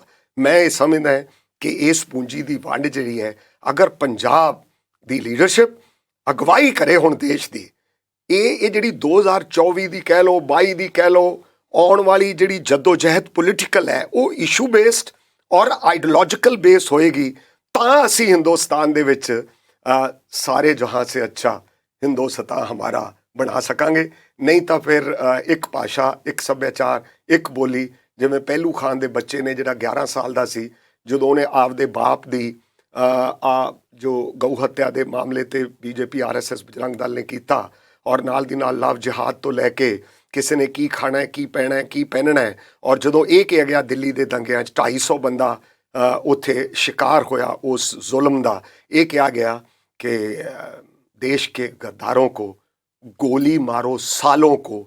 ਇਹ ਮੰਤਰੀ ਕੇਂਦਰ ਦਿਆਂ ਨੇ ਕਿਹਾ, ਕੇਂਦਰ ਦੇ ਮੰਤਰੀ ਨੇ ਇਹ ਗੱਲ ਕਹੀ, ਔਰ ਉਹਨਾਂ ਬਾਰੇ ਅਦਾਲਤ ਨੇ ਕਿਹਾ ਨਹੀਂ, ਇਹ ਤਾਂ ਦੇਸ਼ ਦੇ ਹਿੱਤ ਵਿੱਚ ਗੱਲਾਂ ਕਰ ਰਹੇ ਹੈ।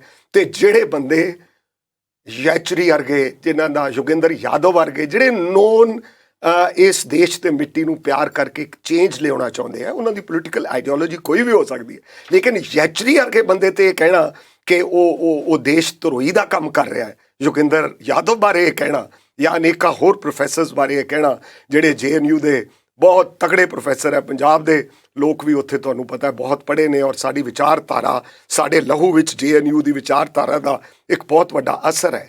ਮੈਂ ਇਹ ਸਮਝਦਾ ਕਿ ਇਹ ਸਾਰੇ ਦਾ ਸਾਰਾ ਵਰਤਾਰਾ ਜਿਹੜਾ ਹੈ, ਇਹ ਹਿੰਦੁਸਤਾਨ ਦਾ ਆਉਣ ਵਾਲਾ ਭਵਿੱਖ ਜਿਹੜਾ ਹੈ, ਉਹ 100 ਵਰ੍ਹਿਆਂ ਦੀ ਜਿਹੜੀ ਅਕਾਲੀ ਪਾਰਟੀ ਦਾ ਗੌਰਵਮਈ ਇਤਿਹਾਸ ਹੈ, ਅਗਰ ਅਸੀਂ ਬਬਾਣੀਆਂ ਕਹਾਣੀਆਂ ਉਹੀ ਪੜ੍ਹ ਲੀਆਂ, ਆਈ ਐਮ ਵੈਰੀ ਸ਼ੋਰ ਕਿ ਅਕਾਲੀ ਦਲ ਇਸ ਮੂਵਮੈਂਟ ਨੂੰ ਇੰਡੀਆ ਵਿੱਚ ਲੀਡ ਕਰ ਸਕਦਾ।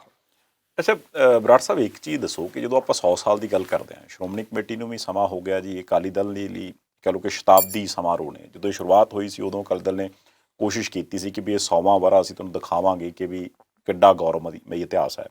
ਦੇਸ਼ 'ਚ ਵੀ ਦੇਖਦੇ ਹਾਂ ਆਪਾਂ ਤਾਂ ਕਿੱਥੇ ਕਾਂਗਰਸ, ਜੇ ਮੈਂ ਗਲਤ ਨਹੀਂ ਤਾਂ 135 ਸਾਲ ਪੁਰਾਣੀ ਪਾਰਟੀ ਤੇ 100 ਸਾਲ ਪੁਰਾਣੀ ਅਕਾਲੀ ਪਾਰਟੀ, ਹੁਣ ਦੋਵੇਂ ਪਾਰਟੀਆਂ ਨੇ, ਤੇ ਪੰਜਾਬ ਦੇ ਲੋਕ ਇਹਨਾਂ ਦੋਵਾਂ ਪਾਰਟੀਆਂ ਦੇ ਹੱਥਾਂ 'ਚ ਹੀ ਰਹੇ ਆ ਜਦੋਂ ਤੋਂ ਵੀ ਆਜ਼ਾਦੀ ਤੋਂ ਬਾਅਦ। ਹੁਣ ਜਿਹੜੇ ਪੰਜਾਬ ਦੇ ਲੋਕ ਨੇ ਉਹ ਆਸ ਤਾਂ ਦੋਨਾਂ ਤੋਂ ਹੀ ਕਰਦੇ ਆ ਕਿ ਅਕਾਲੀ ਦਲ ਸਾਡਾ ਕੁਛ ਕਰ ਦੇਵੇ, ਕਾਂਗਰਸ ਕੁਛ ਕਰ ਦੇਵੇ, ਪਰ ਉਹਨਾਂ ਦੇ ਵਿੱਚ ਇੱਦਾਂ ਲੱਗਦਾ ਕਿ ਪਰਸਨਲ ਇੱਕ ਦੂਸਰੇ ਦੇ ਉੱਪਰ ਅਟੈਕ ਕਰਨ ਵਾਲੀ ਰਾਜਨੀਤੀ ਜ਼ਿਆਦਾ ਹਾਵੀ ਹੋ ਗਈ। ਤੇ ਇਸ ਵਕਤ ਖੇਤੀ ਵਾਲੇ ਜਿਹੜੇ ਬਿੱਲ ਲਿਆਉਣ ਤੋਂ ਬਾਅਦ ਭਾਜਪਾ ਜਿਵੇਂ ਆਪਣੇ ਮੰਤਰੀਆਂ ਨੂੰ ਇੱਧਰ ਭੇਜ ਰਹੀ ਹੈ ਜਾਂ ਪ੍ਰਧਾਨ ਮੰਤਰੀ ਹੋਰਾਂ ਦਾ ਟਾਰਗੇਟ ਹੋ ਰਿਹਾ, ਉਹਦੇ 'ਚ ਤੁਹਾਨੂੰ ਨਹੀਂ ਲੱਗਦਾ ਕਿ ਵੀ ਇਹ ਦੋਵੇਂ ਹੀ ਇੰਨੀਆਂ ਪੁਰਾਣੀਆਂ ਪਾਰਟੀਆਂ ਪੰਜਾਬੀਆਂ ਦੇ ਹੁਣ ਜਦੋਂ ਸਭ ਤੋਂ ਵੱਧ ਲੋੜ ਸੀ ਉਦੋਂ ਉਸ ਤਰ੍ਹਾਂ ਸਾਥ ਨਹੀਂ ਦੇ ਸਕੀਆਂ? ਸੰਧਾਲੇ ਜੀ, ਪਾਰਟੀਆਂ ਦਾ ਹੁਣ ਦੇਖੋ, ਹਰਦੀਪ ਪੁਰੀ ਬਹੁਤ ਲਾਇਕ ਬੰਦਾ, ਡਿਪਲੋਮੈਟ ਰਿਹਾ ਹੈ। ਕਿਉਂਕਿ ਤੁਸੀਂ ਇੱਕ ਕੁਐਸਚਨ ਕੀਤਾ, ਮੈਂ ਇੱਕ ਬੈਕਗਰਾਊਂਡ ਜਾਣਾ ਚਾਹੁੰਦਾ। ਬਹੁਤ ਘੱਟ ਪੰਜਾਬੀਆਂ ਨੂੰ ਪਤਾ ਹੋਏਗਾ ਕਿ ਨਰੈਣ ਸਵਾਮੀ ਨੇ ਲਿੱਟੇ ਦੇ ਉੱਤੇ ਪ੍ਰਭਾਕਰਨ, ਜਿਹੜੀ ਮੂਵਮੈਂਟ, ਤੁਸੀਂ ਹੈਰਾਨ ਹੋਵੋਗੇ, ਜੋ ਨਰੈਣ ਸਵਾਮੀ ਨੇ ਤਰਜਮਾ ਹਰਪਾਲ ਸਿੰਘ ਪੰਨੂ ਨੇ ਕਰਤਾ। ਪੰਨੂ ਬਹੁਤ ਸਿਆਣੇ ਪੰਜਾਬੀ ਯੂਨੀਵਰਸਿਟੀ ਦੇ ਸਾਡੇ ਟੀਚਰ ਰਹੇ ਹੈ।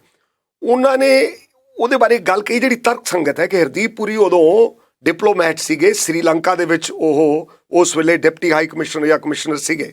ਉਹਨਾਂ ਨੇ ਮੁਲਾਕਾਤਾਂ ਸੈਂਟਰ ਦੇ ਨਾਲ ਜਿਹੜੀਆਂ ਪ੍ਰਭਾਕਰਨ ਦੀਆਂ ਹੋਈਆਂ, ਅਸ਼ੋਕਾ ਹੋਟਲ 'ਚ ਆ ਕੇ ਉਹ ਠਹਿਰੇ। ਉਹ ਬੰਦਾ ਜਿਹਦੇ 13 ਸਾਲ ਦੀਆਂ ਬੱਚੀਆਂ ਤੇ ਲੜਕੀਆਂ ਟ੍ਰੇਨਿੰਗ ਲੈ ਕੇ ਉਹਨਾਂ ਨੇ ਉੱਥੋਂ ਦੀ ਆਰਮੀ ਦੇ ਗੋਡੇ ਲਵਾਤੇ ਸੀ। ਐਡੀ ਵੱਡੀ ਲਹਿਰ ਸੀ, ਜਹਾਜ਼ ਮਿਲੇ ਉਹਨਾਂ ਦੇ ਨਾਲ, ਸਮੁੰਦਰੀ ਤੱਟ ਲੱਗਦੇ ਸੀ, ਸਭ ਕੁਝ ਸੀ।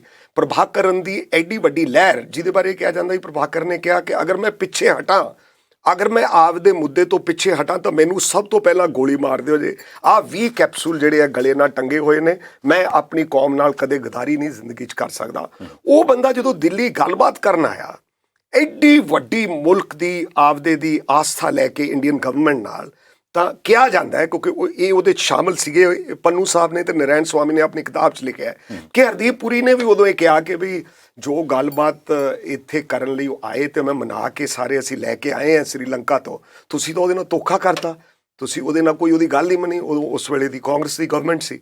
ਮੇਰਾ ਕਹਿਣ ਦਾ ਮਤਲਬ ਹੈ, ਐਡੀਆਂ ਵੱਡੀਆਂ ਮਿਲੀਟੈਂਟ ਮੂਵਮੈਂਟਸ ਜਿਹੜੀਆਂ ਕਦੇ ਸੰਭਵ ਹੀ ਨਹੀਂ ਪੰਜਾਬ ਵਰਗੇ ਖਿੱਤੇ 'ਚ, ਉਹਨਾਂ ਨੂੰ ਵੀ ਅੰਤ ਨੂੰ ਹਾਰਨਾ ਪਿਆ। ਤੇ ਨਾਲ ਦੀ ਨਾਲ ਮੈਨੂੰ ਇਸ ਗੱਲ ਦੀ ਖੁਸ਼ੀ ਹੈ ਕਿ ਜਿਹੜੀ ਆਪਣੀ ਇਹ ਮੌਜੂਦਾ ਮੂਵਮੈਂਟ ਹੈ, ਇਹਦੇ ਵਿੱਚ ਵਾਇਲੈਂਸ ਮਾਈਨਸ ਵਾਇਲੈਂਸ ਇੰਨਾ ਪੀਸਫੁਲ ਹੈ ਕਿ ਮਾਤਾ ਤੇਜ ਕੌਰ, ਇੱਕ 85 ਸਾਲ ਦੀ ਬਿਰਧ ਸਾਡੀ ਮਾਂ ਔਰ ਬੱਚਿਆਂ ਦੀ ਦਾਦੀ ਸਮਾਨ ਜਿਹੜੀ ਹੈ, ਉਹ ਚੱਲ ਵਸੀ, ਇਸ ਲਹਿਰ ਦਾ ਸ਼ਿਕਾਰ ਹੋਈ, ਲੇਕਿਨ ਕਿਤੇ ਵਾਇਲੈਂਸ ਨਹੀਂ ਹੋਈ। ਅਗਰ ਅਸੀਂ ਜਿੱਤਣਾ ਹੈ ਪੰਜਾਬ ਨੇ, ਤਾਂ ਜਿਸ ਤਰ੍ਹਾਂ ਕਿਸੇ ਮਾਓ ਦੇ ਬੜੇ ਐਕਸਪਰਟ ਪ੍ਰੋਫੈਸਰ ਨੇ ਬੋਲਦਿਆਂ ਇੱਕ ਦਿਨ ਕਿਹਾ ਸੀ ਕਿ ਇਹ ਮਾਓ ਨੇ ਕਿਹਾ ਹੈ ਕਿ ਦ power comes out of the barrel of the gun, ਬੰਦੂਕ ਦੀ ਨਲੀ 'ਚੋਂ ਤਾਕਤ ਪੈਦਾ ਹੁੰਦੀ ਹੈ। ਤੇ ਗੁਰਬਚਨ ਹੋਰੀ ਪੰਜਾਬੀ ਦੇ ਬੜੇ ਵੱਡੇ ਰਾਈਟਰ ਨੇ, ਉਹਨਾਂ ਨੇ ਆਪਣੇ ਇੱਕ ਲੇਖ 'ਚ ਲਿਖਿਆ ਹੈ, ਉਹ ਕਹਿੰਦੇ, ਮੈਂ ਉਹਨੂੰ ਕਿਹਾ ਲੈਂਬਾਰਡ ਕੋਈ ਫਰਾਂਸ ਦਾ ਰਸਾਲਾ ਹੈ, ਉਹਦਾ ਸਾਰਕਰ ਨਾਮ ਦਾ ਇੱਕ ਵਿਦਵਾਨ ਹੈ, ਉਹ ਲਿਖਦਾ ਹੈ ਕਿ ਜੇ ਬੈਰਲ 'ਚੋਂ, ਇਹ ਤੇਰੀ ਗੱਲ ਠੀਕ ਹੈ ਕਿ ਤਾਕਤ ਨਿਕਲਦੀ ਹੈ, ਤੇ ਫਿਰ ਬੈਰਲਸ ਤਾਂ ਕਰੋੜਾਂ ਜਿਹੜੀਆਂ ਉਹ ਸਟੇਟ ਕੋਲੇ ਵੀ ਹੈ, ਕਰੋੜਾਂ ਬੈਰਲਸ ਨੇ। ਇਸ ਕਰਕੇ ਮੇਰਾ ਕਹਿਣ ਦਾ ਤਾਤਪਰਿਆ ਇਹ ਹੈ, ਇਸ ਮਸਲੇ ਦੇ ਉੱਤੇ ਜਿਹੜੀ ਮੌਜੂਦਾ ਸਟਰਗਲ ਹੈ, ਦੇਖੋ, minus political parties struggle logical and ਤੇ ਇਸ ਕਰਕੇ ਨਹੀਂ ਜਾ ਰਹੀ ਕਿ ਕਿਤੇ ਨਾ ਕਿਤੇ ਅਸੀਂ ਇੰਨੀ ਵਾਰੀ ਪੋਲੀਟੀਕਲ ਪਾਰਟੀਆਂ ਨੇ ਗੱਲਾਂ ਕਰਕੇ ਧੋਖਾ ਕੀਤਾ ਹੈ ਕਿ ਵਿਸ਼ਵਾਸ ਉੱਡ ਗਿਆ ਲੋਕਾਂ ਦਾ ਪੋਲੀਟੀਕਲ। ਦੇਖੋ, ਮੈਂ ਬਹੁਤ ਕੈਂਡਿਡ ਇੰਟਰਵਿਊ ਦੇ ਰਿਹਾ, ਮੈਂ ਤੁਹਾਨੂੰ ਬਹਿਸ ਮੁਬਾਸੇ ਦੀ ਜਾਂ ਪੁਆਇੰਟ ਜਿੱਤਣ ਲਈ ਜਾਂ ਜਿਵੇਂ ਦੂਸਰੇ ਨੇਤਾ ਪਾਰਟੀਆਂ, ਮੈਂ ਇਹ ਕਹਿ ਰਿਹਾ ਕਿ ਪੋਲੀਟੀਕਲ ਲੀਡਰਸ਼ਿਪ ਪ੍ਰਤੀ ਹੇਟਰਡ ਉਹਦਾ ਕਾਰਨ ਹੈ। ਹੁਣ ਜਿਨ੍ਹਾਂ ਨੇ ਰਜਵਾੜਾ ਸ਼ਾਹੀ ਦਾ ਇਤਿਹਾਸ ਪੜ੍ਹਿਆ ਹੈ, ਉਹਨਾਂ ਨੂੰ ਪਤਾ ਹੈ ਕਿ ਸਭ ਤੋਂ ਵੱਡੇ ਸਿੰਬਲ, ਇੱਕ ਕਿਸੇ ਅਕਾਲੀ ਦਲ ਦੇ ਵੱਡੇ ਲੀਡਰ ਨੇ ਇਸ ਗੱਲ ਨੂੰ ਪਹਿਲਾਂ ਪੁਆਇੰਟ ਆਊਟ ਨਹੀਂ ਕੀਤਾ, ਪਰ ਕਿਉਂਕਿ JS ਗਰੇਵਾਲ ਸਾਡਾ ਜਿਉਂਦਾ ਜਾਗਦਾ ਸਭ ਤੋਂ ਵੱਡਾ ਹਿਸਟੋਰੀਅਨ, ਇੰਦੂ ਬੰਗਾ ਦੀ ਜਿਹੜੀ ਕਿਤਾਬ ਹੈ, ਮਹਾਰਾਜਾ ਰਿਪਤਮਨ ਸਿੰਘ ਔਰ ਨਾਲ ਮਾਸਟਰ ਤਾਰਾ ਸਿੰਘ ਤੇ ਉਹਨਾਂ ਨੇ ਕਿਤਾਬ ਲਿਖੀ ਹੈ, 1928 ਤੋਂ ਲੈ ਕੇ ਸੰਧਾਵਾਲੀਆ ਜੀ 1942 ਤੱਕ ਕੁਡਾਏ ਕਨਾਲ ਰਿਪਦਮਨ ਸਿੰਘ ਜੇਲ੍ਹ 'ਚ ਰਹੇ ਅੰਗਰੇਜ਼ਾਂ ਦੇ ਵਿਰੁੱਧ, ਕਿਉਂਕਿ ਕਾਲੀ ਪੱਗ ਬੰਨ੍ਹ ਕੇ ਉਹਨਾਂ ਨੇ ਅਕਾਲੀ ਮੋਰਚਿਆਂ ਦਾ ਸਾਥ ਦਿੱਤਾ ਔਰ ਉਹਨਾਂ ਨੂੰ ਰੋਲ ਕੇ ਮਾਰਿਆ ਗਿਆ। ਭਾਈ Randhir Singh Narangwal Indian freedom movement ਵਿੱਚ ਸੈਂਟਰ ਦੇ ਆਰਕਾਈਵ, ਜਿਸ ਬੰਦੇ ਦਾ ਨਾਂ ਹੀ ਕੋਈ ਨਹੀਂ, ਉਹ ਹਜ਼ਾਰੀਬਾਗ, ਤਾਮਿਲਨਾਡੂ ਔਰ ਇਹਨਾਂ ਜੇਲ੍ਹਾਂ ਦੇ ਵਿੱਚ ਔਰ ਲਾਹੌਰ, ਔਰ ਉਹਨਾਂ ਦੀ ਅਖੀਰਲੀ ਮੁਲਾਕਾਤ ਜਿਹੜੀ ਭਾਈ ਰਣਧੀਰ ਸਿੰਘ ਨਾਰੰਗਵਾਲ ਦੀ, 15 ਵਰ੍ਹੇ ਜਿਹੜਾ ਬੰਦਾ ਜੇਲ੍ਹਾਂ 'ਚ ਰਿਹਾ। ਸ਼ਹੀਦ ਆਜ਼ਮ ਭਗਤ ਸਿੰਘ ਨੇ ਕਿਹਾ ਲਾਹੌਰ ਫਾਂਸੀ ਲੱਗਣ ਤੋਂ 6 ਮਹੀਨੇ ਪਹਿਲਾਂ ਜਦੋਂ ਭਾਈ ਸਾਹਿਬ ਦੀ ਰਿਹਾਈ ਆ ਗਈ, ਇਹ ਨਾਂ ਤਾਂ ਜ਼ਿਕਰ ਕੀਤਾ ਕੁਲਦੀਪ ਨਈਅਰ ਨੇ, ਜਿਹੜੀ ਉਹਨਾਂ ਦੀ ਕਿਤਾਬ ਹੈ ਨੋ ਫੀਅਰ, ਔਰ ਜੋ ਕਿਤਾਬ ਹੈ ਵੜੈਚ ਸਾਹਿਬ ਦੀ ਬਹੁਤ ਅੱਛੀ ਕਿਤਾਬ ਹੈ ਭਗਤ ਸਿੰਘ ਤੇ। ਨਾਲ ਦੀ ਨਾਲ ਭਾਈ ਰਣਧੀਰ ਸਿੰਘ ਨਾਰੰਗਵਾਲ ਨੇ, ਜਿਹੜਾ ਇੱਕ 15 ਵਰ੍ਹੇ ਕੈਦ ਕੱਟ ਰਿਹਾ ਮਹਾਨ ਦੇਸ਼ ਭਗਤ ਸੀ, ਸ਼ਹੀਦ ਆਜ਼ਮ ਭਗਤ ਸਿੰਘ ਨੇ ਆਪਦੀ ਬੈਰਕ 'ਚੋਂ ਡਿਪਟੀ ਸੁਪਰਡੈਂਟ ਜੇਲ੍ਹ ਇੱਕ ਮੁਸਲਮਾਨ ਸੱਜਣ ਸਨ, ਬਾਬਾ ਫਰੀਦ ਨੂੰ ਮੰਨਣ ਵਾਲੇ।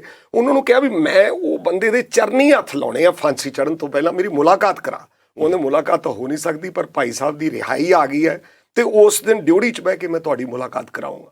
ਉਹ ਜਿਹੜੀ ਮੁਲਾਕਾਤ ਦਾ ਵਾਰਤਾਲਾਪ ਹੈ, ਉਹ ਭਾਈ ਸਾਹਿਬ ਨੇ ਆਪਦੇ ਹੱਥਾਂ ਨਾਲ ਇੱਕ ਅੰਮ੍ਰਿਤਧਾਰੀ ਗੁਰਸਿੱਖ ਹੋ ਕੇ ਉਹ ਅੰਕਿਤ ਕੀਤਾ ਹੈ।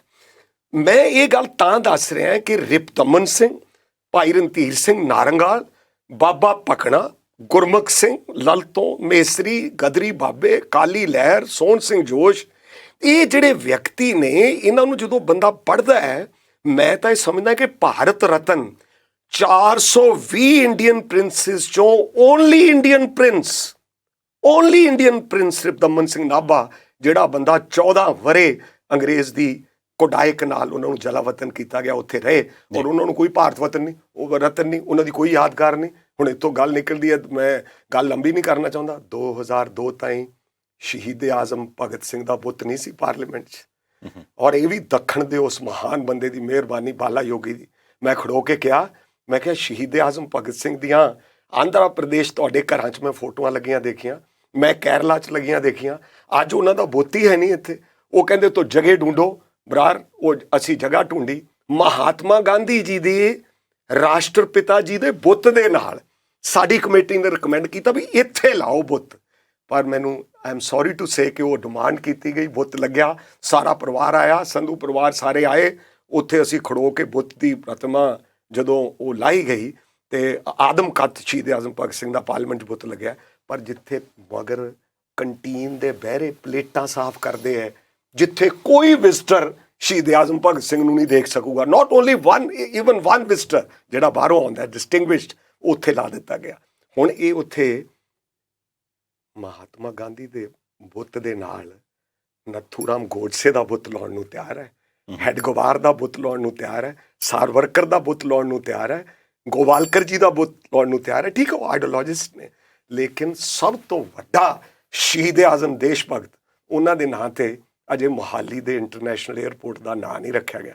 ਮੈਂ ਇਸੇ ਲਈ ਕਹਿੰਦਾ, ਸਰਕਾਰਾਂ ਇਦੋਂ ਵੱਡੀ ਸਾਡੀ ਹੱਦ ਤੱਕ ਪੰਜਾਬ ਦੀ ਔਰ ਦੇਸ਼ ਦੀ ਨਹੀਂ ਹੋ ਸਕਦੀ ਕਿ ਸਾਡੇ ਖਿੱਤੇ ਦੇ ਇੰਟਰਨੈਸ਼ਨਲ ਹਵਾਈ ਜਹਾਜ਼ ਦੇ ਨਾਂ ਰੱਖਣ ਤੇ ਇਹ ਕਿਹਾ ਜਾਵੇ ਮੰਗਲ ਸੈਨ ਜੀ ਰੋਹਤਕ ਦੇ ਬੜੇ ਵੱਡੇ ਲੀਡਰ ਹੋਏ ਆ ਬੀਜੇਪੀ ਦੇ, ਰੌਲਾ ਇੱਥੇ ਆ ਕੇ ਫਸੀ ਕੁੰਡੀ, ਉਹ ਕਹਿੰਦੇ ਨਹੀਂ ਮੰਗਲ ਸੈਨ ਇੰਟਰਨੈਸ਼ਨਲ ਏਅਰਪੋਰਟ ਰੱਖੋ।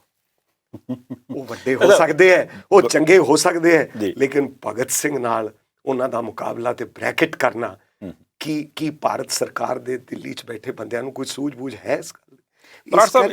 ਇੱਕ ਮੈਂ ਮਾਫੀ ਚਾਹੁੰਦਾ ਤੁਹਾਨੂੰ, ਸੌਰੀ, ਕਿਉਂਕਿ ਮੈਂ ਉਸ ਗੱਲ ਤੇ ਇਹਦੇ ਤੇ ਇੱਕ ਪੁਆਇੰਟ ਰਹਿ ਗਿਆ ਜਿਹੜਾ ਉਹਦੀ ਮੈਂ ਉਹਨੂੰ ਕਲੱਬ ਕਰਨਾ ਚਾਹੁੰਦਾ। ਜੀ ਜ਼ਰੂਰ, ਕਿ 28 ਦੇ ਵਿੱਚ ਹੀ ਮੇਜਰ ਜਨਰਲ, ਉਦੋਂ ਬਾਅਦ ਭੁਪਿੰਦਰ ਸਿੰਘ ਨੂੰ ਕੋਸ਼ਿਸ਼ ਕੀਤਾ ਅੰਗਰੇਜ਼ ਨੇ, ਜਲਿਆਂਵਾਲੇ ਬਾਗ ਦੇ ਵਿੱਚ ਉਹਨਾਂ ਨੇ ਸਾਰੀ ਮਤਲਬ ਇੰਡੋਰਸ ਕੀਤਾ, the Raj was with Maharaja and the Maharaja was with the Raj whole of his life.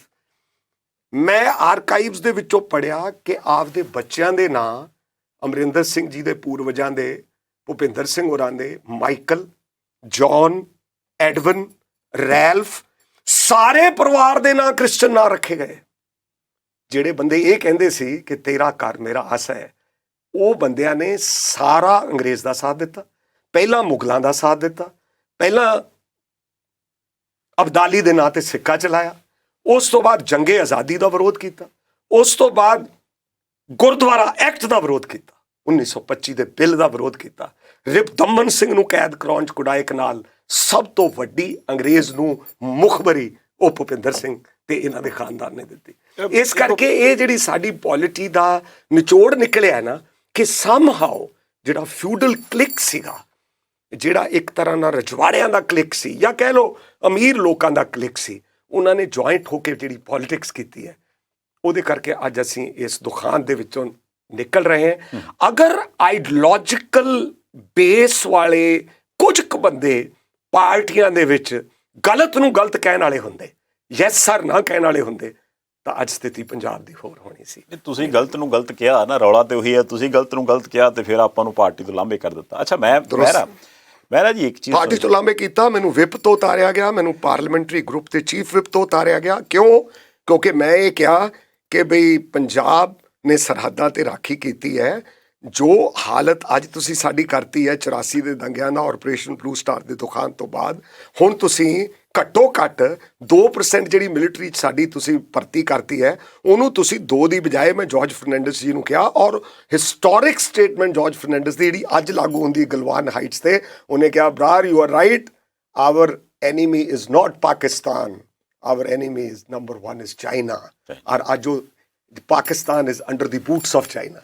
ਅੱਛਾ ਬਰਾੜ ਸਾਹਿਬ, ਹੁਣ ਨਾ ਇਹ ਤੁਹਾਡੀਆਂ ਇੰਨੇ ਲੰਮੀਆਂ ਚੌੜੀਆਂ ਗੱਲਾਂ ਬਾਤਾਂ ਤੋਂ ਇਹ ਗੱਲ ਤਾਂ ਕਲੀਅਰ ਹੋ ਗਈ ਕਿ ਜਿਹੜੀ ਕੇਂਦਰ ਦੀ ਰਾਜਨੀਤੀ ਉਹ ਪੰਜਾਬ ਬਾਰੇ ਕੀ ਸੋਚਦੀ ਹੈ, ਤੇ ਪੰਜਾਬ ਦੀ ਜਿਹੜੀ ਮੌਜੂਦਾ ਜਾਂ ਇਸ ਤੋਂ ਪਹਿਲੀ ਕਹਿ ਲਓ ਕਿ ਵੀ ਸਿਆਸਤਦਾਨਾਂ ਦੀ ਪਲਟਨ ਸੀ, ਉਹਨਾਂ ਨੇ ਕੀ ਕੁਝ ਕੀਤਾ। ਪਰ ਨਾ ਹੁਣ ਕਿਉਂਕਿ ਕਾਰਨ ਹੈ ਕਿ ਪੰਜਾਬ ਦੇ ਲੋਕ ਤੁਹਾਨੂੰ ਬਹੁਤ ਪਿਆਰ ਕਰਦੇ ਆ, ਚੰਦ ਕੁ ਲੀਡਰ ਨੇ ਜਿਹੜੇ ਲੀਡਰ ਇੰਨੀ ਡੂੰਘਾਈ 'ਚ ਪੜ੍ਹਦੇ ਆ, ਸੋਚਦੇ ਆ, ਜਿਨ੍ਹਾਂ ਕੋਲੇ ਆਪਣੀ ਗੱਲ ਉੱਪਰ ਤੱਕ ਪਹੁੰਚਾਉਣ ਦਾ ਤਜਰਬਾ ਵੀ ਹੈਗਾ, ਈਵਨ ਫਿਊਚਰ ਪਲਾਨ ਵੀ ਹੈਗਾ। ਪਰ ਜਦੋਂ ਤੁਸੀਂ ਕਾਂਗਰਸ ਪਾਰਟੀ ਤੋਂ ਅਕਾਲੀ ਦਲ 'ਚ ਆਏ ਹੋ ਤਾਂ ਬੜੇ ਲੋਕਾਂ ਨੂੰ ਅਜੇ ਤੱਕ ਉਹ ਹਜ਼ਮ ਨਹੀਂ ਹੁੰਦੀ ਗੱਲ ਪਈ ਯਾਰ, ਜਗਮੀਤ ਸਿੰਘ ਬਰਾੜ ਸ਼੍ਰੋਮਣੀ ਅਕਾਲੀ ਦਲ ਐਂਡ ਉਹ ਵੀ ਕੋਰ ਕਮੇਟੀ ਦੇ ਮੈਂਬਰ। ਬੜੀ ਸਾਰਥਿਕ, ਬਹੁਤ ਹੀ ਖੂਬਸੂਰਤ ਪ੍ਰਸ਼ਨ ਹੈ ਤੁਹਾਡਾ, ਔਰ ਮੈਂ ਤੁਹਾਡਾ ਰਿਣੀ ਹੈ ਕਿ ਮੈਨੂੰ ਇਸ ਗੁੰਝਲਦਾਰ ਪ੍ਰਸ਼ਨ, ਕੰਟਰੋਵਰਸ਼ੀਅਲ ਪ੍ਰਸ਼ਨ ਦਾ ਜਵਾਬ ਦੇਣ ਦਾ ਤੁਸੀਂ ਮੌਕਾ ਦੇ ਰਹੇ ਹੋ। ਮੈਂ ਤੁਹਾਡਾ ਰਿਣੀ ਹੈ। ਦੇਖੋ, ਮੇਰਾ ਉਹ ਫੋਨ ਪਿਆ ਹੈ ਜੀ, ਵਟਸਐਪ ਦੀ ਇੱਕ ਗੱਲ ਹੁੰਦੀ ਹੈ ਕਿ ਉਹਦੇ 'ਚ ਰਿਕਾਰਡਡ ਮੈਸੇजेस ਹੁੰਦੇ ਆ ਜੀ, ਉਹ ਮਿਟਦੇ ਨਹੀਂ। ਮੇਰੇ ਕੋਲੇ ਮਹਾਰਾਜਾ ਅਮਰਿੰਦਰ ਸਿੰਘ ਜੀ ਦਾ ਵਟਸਐਪ ਸੀ, ਉਹਨਾਂ ਕੋਲੇ ਮੇਰਾ ਸੀ। ਮੈਂ ਕਾਂਗਰਸ ਦੀ ਵਰਕਿੰਗ ਕਮੇਟੀ ਤੋਂ ਪਹਿਲਾ ਬੰਦਾ ਹੈ ਜਿਹਨੇ ਇੰਟਰੋਸਪੈਕਸ਼ਨ ਤੇ ਮੰਥਨ ਲਈ ਕਿਹਾ 14 ਦੀ ਚੋਣ ਹਾਰਨ ਤੋਂ ਬਾਅਦ। 1 ਸੈਕਿੰਡ 'ਚ ਹੀ ਗੱਲ ਸਾਰੀ ਐਕਸਪਲੇਨ ਕਰ ਦੂੰਗਾ। ਮੈਂ ਕਿਹਾ ਪਲੀਜ਼ ਇੰਟਰੋਸਪੈਕਟ, ਤੁਸੀਂ 44 ਬੰਦੇ ਰਹਿ ਗਏ ਹੋ ਹਿੰਦੁਸਤਾਨ ਦੀ ਪਾਰਲੀਮੈਂਟ ਦੇ ਵਿੱਚ, ਤੁਸੀਂ ਆਪਦਾ ਪਾਲਿਸੀਜ਼ ਬਦਲੋ, ਤੁਸੀਂ ਇਹਨੂੰ ਡਾਇਨੈਸਟਿਕ ਪਾਰਟੀ ਦੀ ਬਜਾਏ ਮੌਕਾ ਦਿਓ। ਮੈਂ ਇਹ ਨਾਂ ਵੀ ਲੈਤਾ ਸੀ, ਉਹ ਸ਼ਾਇਦ ਬਹੁਤ ਬਿਮਾਰ ਨੇ ਹੁਣ, ਮੋਤੀਲਾਲ ਵੋਰਾ। ਮੈਂ ਕਿਹਾ ਕੁਝ ਸਮੇਂ ਲਈ ਤੁਸੀਂ ਛੱਡ ਕੇ ਪਾਸੇ ਹੋ ਕੇ। ਉਹ ਕੀ ਹੋਇਆ ਕਿ ਉਹ ਬਿਆਨ ਥੋੜ੍ਹਾ ਜਿਹਾ ਟਿਲਟ ਕੀਤਾ ਗਿਆ। ਇਹ ਕਿਹਾ ਗਿਆ ਕਿ ਮੈਂ ਸੋਨੀਆ ਗਾਂਧੀ ਨੂੰ ਸ਼ਾਇਦ ਇਹ ਕਿਹਾ ਕਿ ਉਹ ਛੁੱਟੀ ਤੇ ਚਲੇ ਜਾਣ। ਇਹ ਕੈਪਟਨ ਅਮਰਿੰਦਰ ਸਿੰਘ ਜੀ ਨੇ ਪਲੇ ਕੀਤਾ ਸੋਨੀਆ ਗਾਂਧੀ ਕੋਲੇ ਜਾ ਕੇ ਕਿ ਤੁਹਾਨੂੰ ਉਹਨਾਂ ਨੇ ਬਹੁਤ ਕ੍ਰਿਟਿਸਾਈਜ਼ ਕੀਤਾ, ਕਿਉਂਕਿ ਉਹਨਾਂ ਨੂੰ ਇਹ ਪਤਾ ਸੀ ਮੈਂ ਉਹਨਾਂ ਦੇ ਬਹੁਤ ਨਜ਼ਦੀਕ ਸੀ। ਔਰ ਜਦੋਂ ਮੁੱਖ ਮੰਤਰੀ ਵੀ ਬਣਾਉਣਾ ਸੀ ਜਾਂ ਕਦੇ ਮੁੱਖ ਮੰਤਰੀ ਤੇ ਪ੍ਰਧਾਨ ਬਣਨ ਦੇ ਮੌਕੇ ਆਏ, ਮੈਨੂੰ ਬਣਾ ਹੀ ਦਿੱਤਾ ਗਿਆ ਸੀ, ਲੇਕਿਨ ਬਾਅਦ ਦੇ ਵਿੱਚ ਉਹ ਉਸ ਘੰਟੇ ਦੀ 4 ਤੋਂ 5 ਵਜੇ ਦੇ ਸਮੇਂ ਤੱਕ ਉਹ ਬਦਲ ਦਿੱਤੇ ਗਏ ਫੈਸਲੇ। ਮੇਰਾ ਕਹਿਣ ਦਾ ਭਾਵ ਇਹ ਹੈ ਕਿ ਇੰਟਰਸਪੈਕਸ਼ਨ ਦੀ ਜਦੋਂ ਮੰਗ ਕੀਤੀ, ਪਾਰਟੀ ਨੇ ਮੈਨੂੰ ਐਕਸਪੈਲ ਕੀਤਾ। ਮੈਂ ਉਸ ਤੋਂ ਬਾਅਦ ਫਿਰ ਮੈਂ ਕਿਹਾ ਮੈਂ 35 ਵਰੇ ਇਸ ਪਾਰਟੀ 'ਚ ਲਾਏ, ਮੈਂ 8 ਚੋਣਾਂ ਪੰਜਾਬ ਦੇ ਸਭ ਤੋਂ ਤਾਕਤਵਰ ਪਰਿਵਾਰ ਰਾਜਨੀਤਿਕ ਤੌਰ ਤੇ ਜਿਹੜੇ 24/7 ਅਵੇਲੇਬਲ ਹੈ, ਸਾਹ ਪ੍ਰਕਾਸ਼ ਸਿੰਘ ਬਾਦਲ ਤੇ ਬਾਦਲ ਪਰਿਵਾਰ ਦੀ ਇਸ ਗੱਲ ਤੇ 100 ਆਊਟ ਆਫ 100 ਹੈ ਕਿ ਪਬਲਿਕ ਮੀਟਿੰਗ, ਪਬਲਿਕ ਕਨਸੈਪਟ, ਲੋਕਾਂ ਨਾਲ ਤਾਲਮੇਲ ਉਹਨਾਂ ਦਾ ਬਹੁਤ ਵਧੇਰੇ ਹੈ ਐਜ਼ ਅ ਮਾਸ ਲੀਡਰ। ਮੈਂ ਕਿਹਾ ਮੈਂ ਉਹਨਾਂ ਨਾਲ ਲੜਾਈਆਂ ਲੜੀਆਂ, ਮੈਂ ਤੁਹਾਡੇ ਲਈ ਲੜਾਈਆਂ ਲੜੀਆਂ, ਸਧਾਰਨ ਕਿਸਾਨ ਘਰਾਣੇ 'ਚ ਪੈਦਾ ਹੋ ਕੇ ਲੜੀਆਂ। ਮੈਨੂੰ ਨਾ ਤਾਂ ਟਿਕਟ ਚਾਹੀਦੀ ਅਮਰਿੰਦਰ ਸਿੰਘ ਜੀ, ਨਾ ਮੈਨੂੰ ਹੁਣ ਕੋਈ ਪੋਜੀਸ਼ਨ ਚਾਹੀਦੀ ਹੈ, ਲੇਕਿਨ ਮੈਂ ਇਹ ਨਹੀਂ ਚਾਹੁੰਦਾ ਕਿ ਮੈਂ ਇਸ ਮੋੜ ਤੇ ਕੋਈ ਐਸੀ ਗੱਲ ਕਰਾਂ ਜਿਹਦੇ ਨਾਲ 60 ਵਜੇ ਮੇਰੇ ਲਾਈਫ ਦੇ ਸਪੋਰਟਰਸ ਨੂੰ। ਮੈਂ 6 ਮਹੀਨੇ ਦਿੱਲੀ ਬੈਠਾ ਰਿਹਾ, ਮੇਰੇ ਕੋਲ ਮੈਸੇਜ ਰਿਕਾਰਡਡ ਹੈ, ਮੈਂ ਲਿਖ ਕੇ ਭੇਜੇ। ਅਮਰਿੰਦਰ ਸਿੰਘ ਜੀ ਨੇ ਕੀ ਕੀਤਾ ਕਿ ਮੇਰੇ ਸਾਰੇ ਮੈਸੇਜ ਜਿਹੜੇ ਉਹਨਾਂ ਨੂੰ ਮੈਂ ਭੇਜੇ ਸੀ ਉਹ ਉਹਨਾਂ ਨੇ ਲੀਕ ਕਰਤੇ ਪ੍ਰੈਸ ਨੂੰ। ਇਦੋਂ ਛੋਟਾਪਨ, ਜਿਸ ਤਰ੍ਹਾਂ 10ਵੀਂ ਕਲਾਸ 'ਚ ਲਵ ਅਫੇਅਰਸ ਹੋ ਜਾਂਦਾ ਕਿਸੇ ਯੰਗਸਟਰਸ ਦਾ, ਟੀਨੇਜਰਸ ਦਾ, ਤੇ ਉਦੋਂ ਬਾਅਦ ਉਹਨਾਂ ਦੀਆਂ ਚਿੱਠੀਆਂ ਤੁਸੀਂ ਪ੍ਰੈਸ ਨੂੰ ਦੇ ਦਿਓ, ਇਸ ਪ੍ਰਕਾਰ ਉਹਨਾਂ ਨੇ ਮੇਰੀਆਂ ਉਹ ਸਾਰਾ ਲੀਕ ਕੀਤਾ। ਉਹਦਾ ਨਿਚੋੜ ਮੈਂ ਤੁਹਾਨੂੰ ਦੱਸਣਾ ਚਾਹੁੰਦਾ। ਮੈਂ ਕਿਹਾ ਸੀ ਕਿ ਇਕਬਾਲ ਦਾ, ਸਰ ਡਾਕਟਰ ਮੁਹੰਮਦ ਇਕਬਾਲ ਦਾ ਬੜਾ ਖੂਬਸੂਰਤ ਸ਼ੇਰ ਹੈ ਕਿ ਬਈ ਮੈਂ ਕਾਫਿਰ ਨਹੀਂ ਹੈਗਾ, ਮੈਂ ਇਹ ਹੋ ਸਕਦਾ ਕਿ ਐਰਰ ਕਿਤੇ ਕਰ ਲਈ ਹੋਵੇ। ਇਹ ਜਿਹੇ ਮੈਂ ਉਹਨਾਂ ਨੂੰ ਮੈਸੇजेस ਭੇਜੇ, ਔਰ ਮੈਂ ਪਾਰਟੀ 'ਚ ਤੁਹਾਡੇ ਲਈ ਇੱਕ ਵਰਕਰ ਦੇ ਰੂਪ ਵਿੱਚ ਕੰਮ ਕਰਨ ਨੂੰ ਤਿਆਰ ਹੈ। ਲੇਕਿਨ ਉਹਨਾਂ ਨੇ ਵਿਰੋਧ ਕਰਕੇ, ਜਦੋਂ ਕਾਂਗਰਸ ਪਾਰਟੀ ਦੇ ਵਿੱਚ ਮੈਨੂੰ ਜੁਆਇਨ ਕਰਵਾਉਣ ਤੋਂ ਵੀ ਐਡਾ ਭਾਰੀ ਵਿਰੋਧ ਹੋਇਆ, ਮੈਂ ਆ ਕੇ ਰਾਏ ਕੀਤੀ। ਰਾਏ ਕਰਕੇ ਮੈਂ ਕਿਹਾ ਯਾਰ ਮੈਂ ਓਨੈਸਟਲੀ ਦੱਸਦਾ, ਗੁਰੂ ਨੂੰ ਹਾਜ਼ਰ ਨਾਜ਼ਰ ਜਾਣ ਕੇ, ਮੈਂ ਕਿਹਾ ਮੈਂ ਲਾਂਬੇ ਹੁੰਨਾ, ਦੇਖਾਂਗੇ ਸਮਾਂ ਜੋ ਹੋਏਗਾ। ਮੈਨੂੰ 2 ਹੀ ਗੱਲਾਂ ਮੇਰੇ ਜ਼ਿਹਨ 'ਚੋਂ ਨਿਕਲਦੀਆਂ ਵੀ ਨਹੀਂ, ਔਰ ਉਹ ਜਿਹੜੀ ਗੱਲ ਪੰਜਾਬ ਦੇ ਇੱਕ ਪੋਲੀਟੀਸ਼ੀਅਨ ਨੇ ਕਈ ਤਾਂ ਮਸਖਰੇ ਦੇ ਰੂਪ ਵਿੱਚ ਹੈ ਕਿ 1920 'ਚ ਅਕਾਲੀ ਦਲ ਬਣਿਆ ਸੀ, 1920 'ਚ ਖਤਮ ਹੋ ਜਾਊਗਾ, ਉਹ ਇੰਨੀ ਬੇਬੁਨਿਆਦ ਔਰ ਬੇਤੁਕੀ ਗੱਲ ਹੈ ਕਿ ਅਕਾਲੀ ਦਲ ਹੋ ਸਕਦਾ ਹੈ ਕਿ ਆਉਣ ਵਾਲੇ 100 ਸਾਲਾਂ ਦੇ ਵਿੱਚ ਹਿੰਦੁਸਤਾਨ ਕਈ ਵਾਰੀ ਰਾਜ ਕਰਨ ਵਾਲੀ ਵੀ ਪਾਰਟੀ ਬਣ ਜੇ, ਜਿੱਡਾ ਵੱਡਾ ਇਤਿਹਾਸ ਹੈ। ਔਰ ਪੰਜਾਬ ਦੇ ਲੋਕਾਂ ਦੀ ਸੇਵਾ ਕਰਨ 'ਚ ਪਤਾ ਨਹੀਂ ਕਿੰਨੇ ਲੋਕਾਂ ਨੇ ਸਿਤਾरों से आगे जहाँ और भी हैं, अभी इश्क के इम्तिहान और भी हैं। ਇਸ ਕਰਕੇ ਮੈਂ ਦੱਸਣ ਤੋਂ ਭਾਵ ਇਹ ਹੈ, ਮੈਨੂੰ ਫਿਰ ਕਿਸੇ ਨੇ ਕਿਹਾ ਜਗਮੀਤ ਸਿੰਘ ਪੂਰਵਜ ਤੁਹਾਡੇ ਵੱਡੇ ਵਡੇਰੇ, ਤੁਹਾਡੇ ਪਿਤਾ ਜੀ ਡਿਫੈਂਸ ਆਫ ਇੰਡੀਆ ਰੂਲ 'ਚ ਰਹੇ, ਐਮਰਜੈਂਸੀ ਦੇ ਵਿਰੁੱਧ ਰਹੇ, ਪੰਜਾਬੀ ਸੂਬੇ ਦੇ ਮੋਰਚਿਆਂ 'ਚ ਸਾਰਿਆਂ 'ਚ ਗਏ, ਆਲ ਇੰਡੀਆ ਸਿੱਖ ਸਟੂਡੈਂਟ ਫੈਡਰੇਸ਼ਨ ਦੇ ਪਹਿਲੇ ਪ੍ਰਧਾਨ, ਜਿਨ੍ਹਾਂ ਨੂੰ 51 'ਚ ਆਲ ਇੰਡੀਆ ਸਿੱਖ ਸਟੂਡੈਂਟ ਫੈਡਰੇਸ਼ਨ ਦੇ ਪ੍ਰਧਾਨ ਵਜੋਂ ਅਰੈਸਟ ਕਰਕੇ ਗੁਰਦਾਸਪੁਰ ਜੇਲ੍ਹ 'ਚ ਸਾਲ ਕੈਦ ਰੱਖਿਆ ਗਿਆ, ਅਤੇ ਸ਼ਿਮਲਾ ਹਾਈ ਕੋਰਟ ਤੋਂ ਹਰਬੰਸ ਸਿੰਘ ਗੁਜਰਾਲ ਨਾਂ ਦੇ ਐਡਵੋਕੇਟ ਨੇ ਉਹਨਾਂ ਦੀ ਬਾਅਦ 'ਚ ਬੇਲ ਹੋਈ। ਤੁਹਾਡਾ ਇਤਿਹਾਸ ਹੈ, ਤੁਸੀਂ ਸ਼ਾਇਦ ਸੰਧਾਵਾਲੀ ਜੀ ਕਿਉਂਕਿ ਇੰਟਰਨੈਸ਼ਨਲ, ਮੈਨੂੰ ਨਹੀਂ ਉਸ ਗੱਲ ਦਾ ਪਤਾ ਸੀ ਕਿ ਉਹ ਆਈ ਹੈ, ਕਿ ਭਾਈ ਸਾਹਿਬ ਭਾਈ ਅਮਰੀਕ ਸਿੰਘ ਜਿਹੜੇ ਆਲ ਇੰਡੀਆ ਸਿੱਖ ਸਟੂਡੈਂਟ ਫੈਡਰੇਸ਼ਨ ਦੇ ਪ੍ਰਧਾਨ ਸਨ ਔਰ ਸ਼ਹੀਦ ਹੋਏ। ਮੇਰਾ ਕਿਉਂਕਿ ਅਕਾਲੀ ਬੈਕਗਰਾਊਂਡ ਸੀ, ਮੇਰਾ ਉਸ ਪਰਿਵਾਰ ਨਾਲ ਬਹੁਤ ਨੇੜੇ ਦਾ ਸੰਬੰਧ ਸੀ। ਔਰ ਭੂਰੇ ਕੋਨੇ ਅਸੀਂ ਬਰਾਤ ਗਏ ਉਹਨਾਂ ਦੀ, ਧੀਰੇ ਪੱਤਰੇ, ਭੂਰੇ ਕੋਨੇ ਤੋਂ ਧੀਰੇ ਪੱਤਰੇ, ਸੰਤ ਕਰਤਾਰ ਸਿੰਘ, ਸੰਤ ਜਰਨੈਲ ਸਿੰਘ ਪਿੰਡਰਾਂਵਾਲਾ, ਇਹ ਸਾਰੇ ਉਸ ਕਾਰ ਵਿੱਚ। ਉਦੋਂ ਟੈਰਰਿਜ਼ਮ ਦਾ ਇਹ ਨਹੀਂ ਸੀ ਅਜੇ ਸ਼ੁਰੂ ਹੋਇਆ ਜਾਂ ਹਾਲਾਤ ਵਿਗੜੇ। ਮੈਂ ਗੱਲ ਕਰ ਰਿਹਾ ਹੈ ਬਹੁਤ ਅਰਲੀ ਕਹਿ ਲਓ 70s, ਲੇਟ 70s ਦੀ ਗੱਲ ਕਰ ਰਿਹਾ। ਲੇਟ 70s ਦੇ ਵਿੱਚ ਜਦੋਂ ਅਸੀਂ ਬਰਾਤ ਗਏ ਅਤੇ ਉੱਥੇ ਥੱਲੇ ਪੰਗਤ ਦੇ ਵਿੱਚ ਉਹਨਾਂ ਨੇ ਪਹਿਲਾਂ ਮਠਿਆਈ ਆਪਣੇ ਪੁਰਾਣੀ ਮਰਿਆਦਾ ਮੁਤਾਬਕ ਧੀਰੇ ਪੱਤਰੇ ਵਾਲੇ ਸਾਡੀ ਭੈਣ ਦੇ ਪਰਿਵਾਰ ਨੇ ਛਕਾਇਆ, ਲੰਗਰ ਛਕਾਇਆ, ਅਤੇ ਬਾਅਦ 'ਚ ਕੀਰਤਨ ਕੀਤਾ ਭਾਈ ਅਮਰੀਕ ਸਿੰਘ ਜੀ ਨੇ ਔਰ ਬੀਬੀ ਨੇ ਜਿਹੜੀ ਉਹਨਾਂ ਦੇ ਮਿਸਿਸ ਹੈ। ਇਹ ਇੱਕ ਆਨੰਦ ਕਾਰਜ ਦਾ ਸੰਤ ਕਰਤਾਰ ਸਿੰਘ ਹੋਰੀ ਨਾਲ ਸੀਗੇ। ਸੰਤ ਕਰਤਾਰ ਸਿੰਘ ਹੋਰੀ ਪਟਵਾਰੀ ਰਹੇ ਸਨ ਮੁਕਤਸਰ। ਮੇਰੇ ਪਿਤਾ ਜੀ ਨਾਲ ਉਹਨਾਂ ਦੇ ਬਹੁਤ ਨੇੜੇ ਦੇ ਸੰਬੰਧ ਸੀ। ਮੇਰਾ ਖਿਆਲ ਉਹ ਵਾਹਦ ਸੰਤ ਸੀ ਸੰਤ ਕਰਤਾਰ ਸਿੰਘ, ਜਿਨ੍ਹਾਂ ਦੇ ਉਹ ਪੈਰੀਂ ਹੱਥ ਲਾਉਂਦੇ ਸੀ, ਕਿਉਂਕਿ ਐਮਰਜੈਂਸੀ ਦੇ ਵਿਰੁੱਧ ਉਹਨਾਂ ਨੇ ਜਿੱਡਾ ਵੱਡਾ ਪੰਜਾਬ ਨੂੰ ਲਾਮਬੰਦ ਕਰਨ ਦਾ ਸੰਤ ਕਰਤਾਰ ਸਿੰਘ ਭਿੰਡਰਾਂਵਾਲਾ ਜੀ ਨੇ ਕੰਮ ਕੀਤਾ। ਮੈਂ ਇਸ ਗੱਲ 'ਤੇ ਤੁਹਾਨੂੰ ਤਾਂ ਲਿਆ ਰਿਹਾ ਕਿ ਆਲ ਇੰਡੀਆ ਸਿੱਖ ਸਟੂਡੈਂਟ ਫੈਡਰੇਸ਼ਨ 'ਚ ਭਾਈ ਅਮਰੀਕ ਸਿੰਘ ਜੀ ਨੂੰ ਲਿਆਉਣ ਲਈ ਉਹਨਾਂ ਦੇ ਪੁੱਤਰ ਨੇ ਵਿਦੇਸ਼ ਵਿੱਚੋਂ ਇੱਕ ਇੰਟਰਵਿਊ ਦਿੱਤੀ ਹੈ ਕਿ ਸਰਦਾਰ ਗੁਰਮੀਤ ਸਿੰਘ, ਜਗਮੀਤ ਸਿੰਘ ਦੀ ਜਿਹੜੇ ਪਿਤਾ ਜੀ ਸੀ, ਉਹਨਾਂ ਨੇ ਜਗਮੀਤ ਸਿੰਘ ਨੂੰ ਬੁਲਾ ਕੇ ਕਿਹਾ ਕਿ ਭਾਈ ਅਮਰੀਕ ਸਿੰਘ MA ਕਰ ਰਹੇ ਹੈ ਰਿਲੀਜੀਅਸ ਸਟੱਡੀਜ਼ ਦੀ ਖਾਲਸਾ ਕਾਲਜ ਅੰਮ੍ਰਿਤਸਰ, ਤੁਸੀਂ ਜਾ ਕੇ ਉਹਨਾਂ ਨੂੰ ਭਰਤੀ ਕਰੋ, ਫੈਡਰੇਸ਼ਨ ਦੇ ਵਿੱਚ ਆਉਣਗੇ। ਮੈਂ ਉਹਨਾਂ ਨੂੰ ਤੇਜਾ ਸਿੰਘ ਸਮੁੰਦਰੀ ਹਾਲ ਪਹਿਲੀ ਵਾਰੀ ਫੈਡਰੇਸ਼ਨ ਦੇ ਜਨਰਲ ਸੈਕਟਰੀ ਵਜੋਂ ਉਹਨਾਂ ਨੂੰ ਉਸ ਮੀਟਿੰਗ 'ਚ ਲਿਆਂਦਾ। ਚਲੋ ਬਾਅਦ 'ਚ ਇੱਕ ਇਤਿਹਾਸ ਹੈ ਬਹੁਤ ਵੱਡਾ, ਮੈਂ ਉਹ ਵਿਸਾਰ 'ਚ ਨਹੀਂ ਜਾਣਾ ਚਾਹੁੰਦਾ। ਤੁਸੀਂ ਜਿਹੜਾ ਬੇਸਿਕ ਪ੍ਰਸ਼ਨ ਕੀਤਾ ਹੈ ਕਿ ਮੈਂ ਇਹ ਸਮਝਿਆ ਕਿ ਪਿਓ ਦਾਦੇ ਕਾ ਖੋਲ ਡਿੱਠਾ ਖਜ਼ਾਨਾ ਤੋ ਮੇਰਾ ਮਨ ਪਿਆ ਨਿਧਾਨਾ। ਮੇਰੇ ਲਹੂ ਦੀ, ਲੋਕਾਂ ਦਾ ਲਹੂ ਹੈ ਜਿਹੜਾ ਖੂਨ ਲੋਕਾਂ ਦਾ ਹੈ, ਇਹ ਪਾਣੀ ਨਹੀਂ, ਇਸ ਦੀ ਕਦੇ ਵੀ ਉਹਦੀ ਰੰਗਤ ਕਦੇ ਜਾਣੀ ਨਹੀਂ, ਜਗਤਾਰ ਵਰਗਾ ਮਹਾਨ ਗਜ਼ਲਗੋ ਕਹਿ ਰਿਹਾ।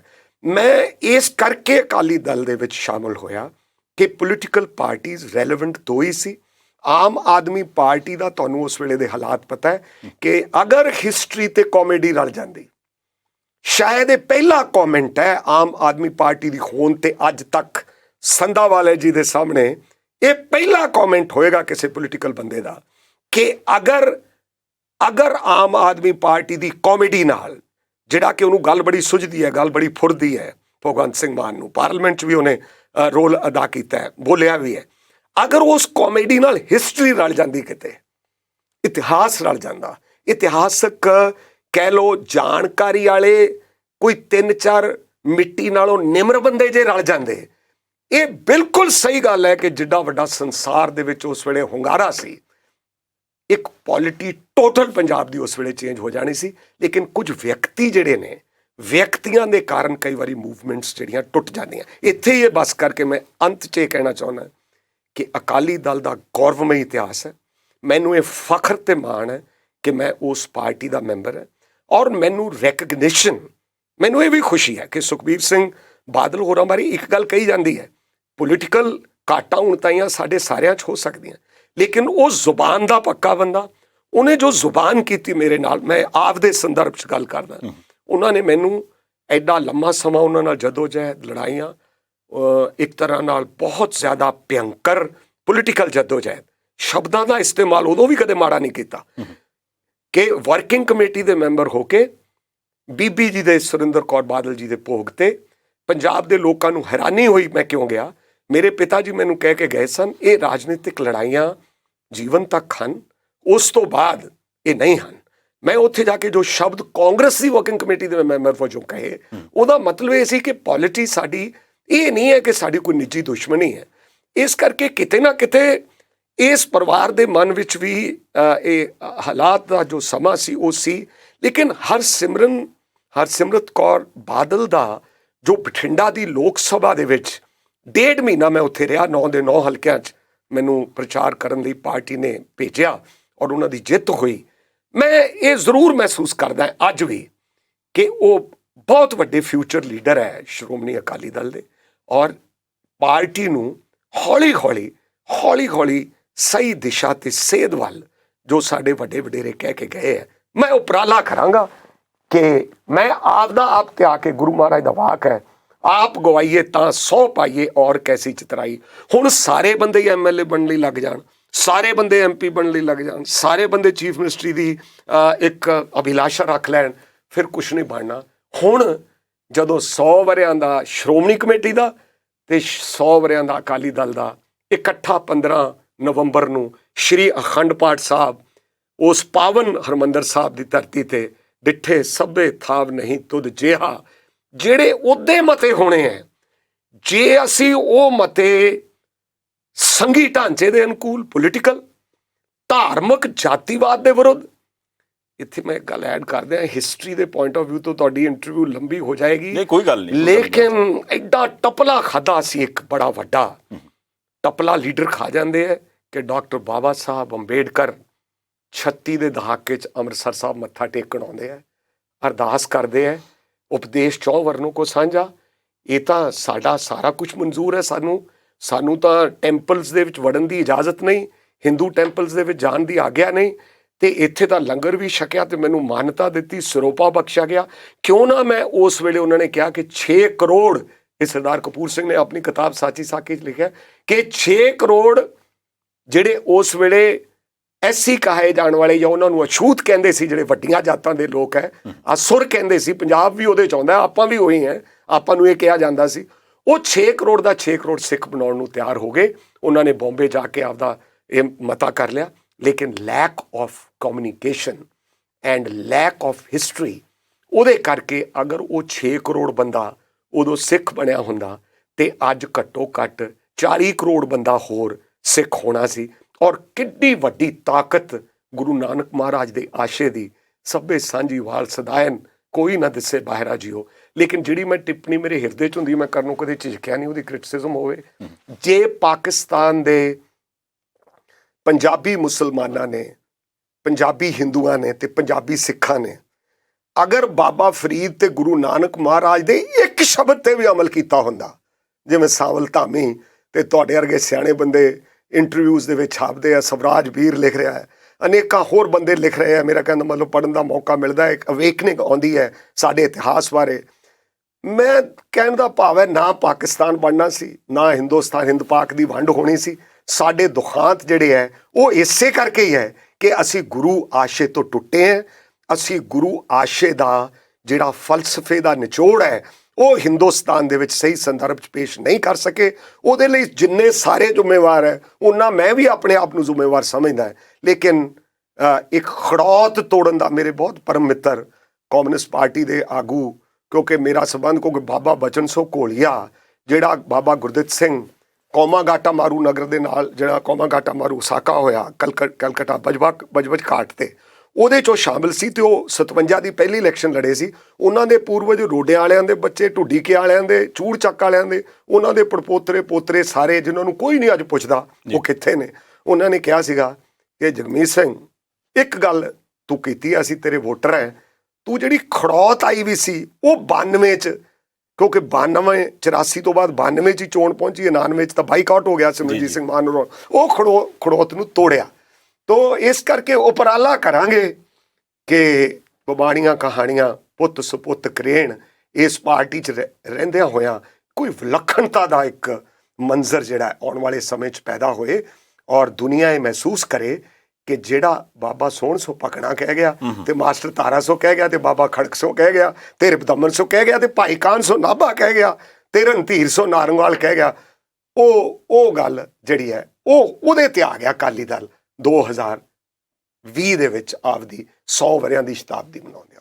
ਬਰਾੜ ਸਾਹਿਬ, ਗੱਲ ਲੰਮੀ ਹੋ ਜਾਣੀ, ਪਰ ਮੈਂ ਚਾਹੁੰਦਾ ਇਹ ਦੋ ਕੁ ਸਵਾਲ ਸੀ ਲੋਕਾਂ ਦੇ ਮਨਾਂ 'ਚ ਰਹਿ ਜਾਣੇ, ਆਪਾਂ ਜ਼ਰੂਰ ਕਰ ਲਈਏ। ਇੱਕ ਤਾਂ ਇਹ ਕਿ ਵੀ ਜਿਹੜੀ ਅਕਾਲੀ ਲੀਡਰਸ਼ਿਪ ਹੈ ਇਸ ਵਕਤ, ਉਹਨਾਂ ਦੇ ਬਹੁਤ ਸਾਰੇ ਫੈਸਲਿਆਂ 'ਤੇ ਲੋਕਾਂ ਨੂੰ ਇਤਰਾਜ਼ ਹੈ, ਖਾਸ ਕਰਕੇ ਜਦੋਂ ਬੇਅਦਬੀ ਕਾਂਡ ਤੋਂ ਲੈ ਕੇ ਹੁਣ ਤੱਕ ਐਂਡ SGPC ਦੇ ਵਿੱਚ ਜੋ ਕੁਝ ਹੋਇਆ, ਈਵਨ ਹੁਣ ਵੀ ਧਰਨੇ ਲੱਗੇ ਹੋਏ, ਉਹ ਸਾਰੇ ਕੁਝ ਦਾ ਜਵਾਬ ਸਿੱਖ ਸੰਗਤਾਂ ਨੂੰ ਜਿਵੇਂ ਉਹ ਚਾਹੁੰਦੀਆਂ ਨੇ ਉਵੇਂ ਨਹੀਂ ਦਿੱਤਾ ਗਿਆ। ਬਹੁਤ ਸੰਖੇਪ ਦੇ ਵਿੱਚ ਕੀ ਕਹਿੰਦੇ ਹੋ, ਮੰਨਦੇ ਹੋ ਇਹ ਗੱਲ ਹੈਗੀ ਹੈ?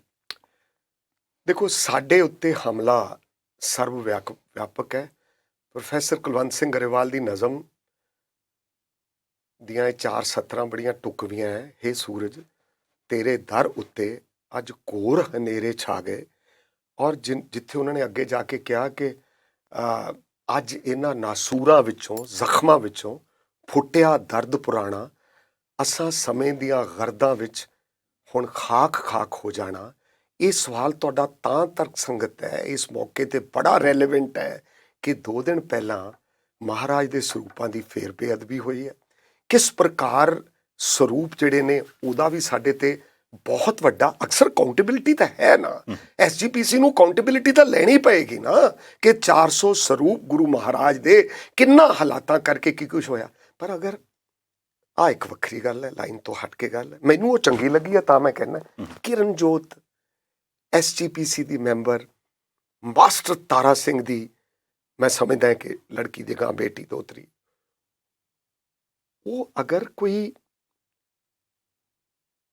ਸੱਚਾਈ ਦਾ ਵਰਣਨ ਸ਼੍ਰੋਮਣੀ ਕਮੇਟੀ ਦੀ ਸਟੇਜ ਤੇ ਕਰਦੀ ਹੈ ਤਾਂ ਸਾਨੂੰ ਪੋਲੀਟੀਕਲ ਸਪੇਸ ਜਿਹੜੀ ਹੈ ਉਹ ਦੇ ਕੇ ਵਿਚਾਰਵਾਨਾਂ ਨੂੰ, ਸਿੰਸੀਅਰ ਲੋਕਾਂ ਨੂੰ ਉਹਦੇ ਤੇ ਅਮਲ ਕਰਨਾ ਚਾਹੀਦਾ। ਤੇ ਗਲਤੀਆਂ ਹੋਈਆਂ, ਗਲਤੀਆਂ ਦੀ ਮਾਫੀ ਔਰ ਗਲਤੀਆਂ ਦਾ ਖਮਿਆਜ਼ਾ ਔਰ ਗਲਤੀਆਂ ਦਾ ਇਤਿਹਾਸ ਨੂੰ ਸਾਰੀ ਕੌਮਾਂ ਨੂੰ ਭੁਗਤਣਾ ਪੈਂਦਾ ਹੈ।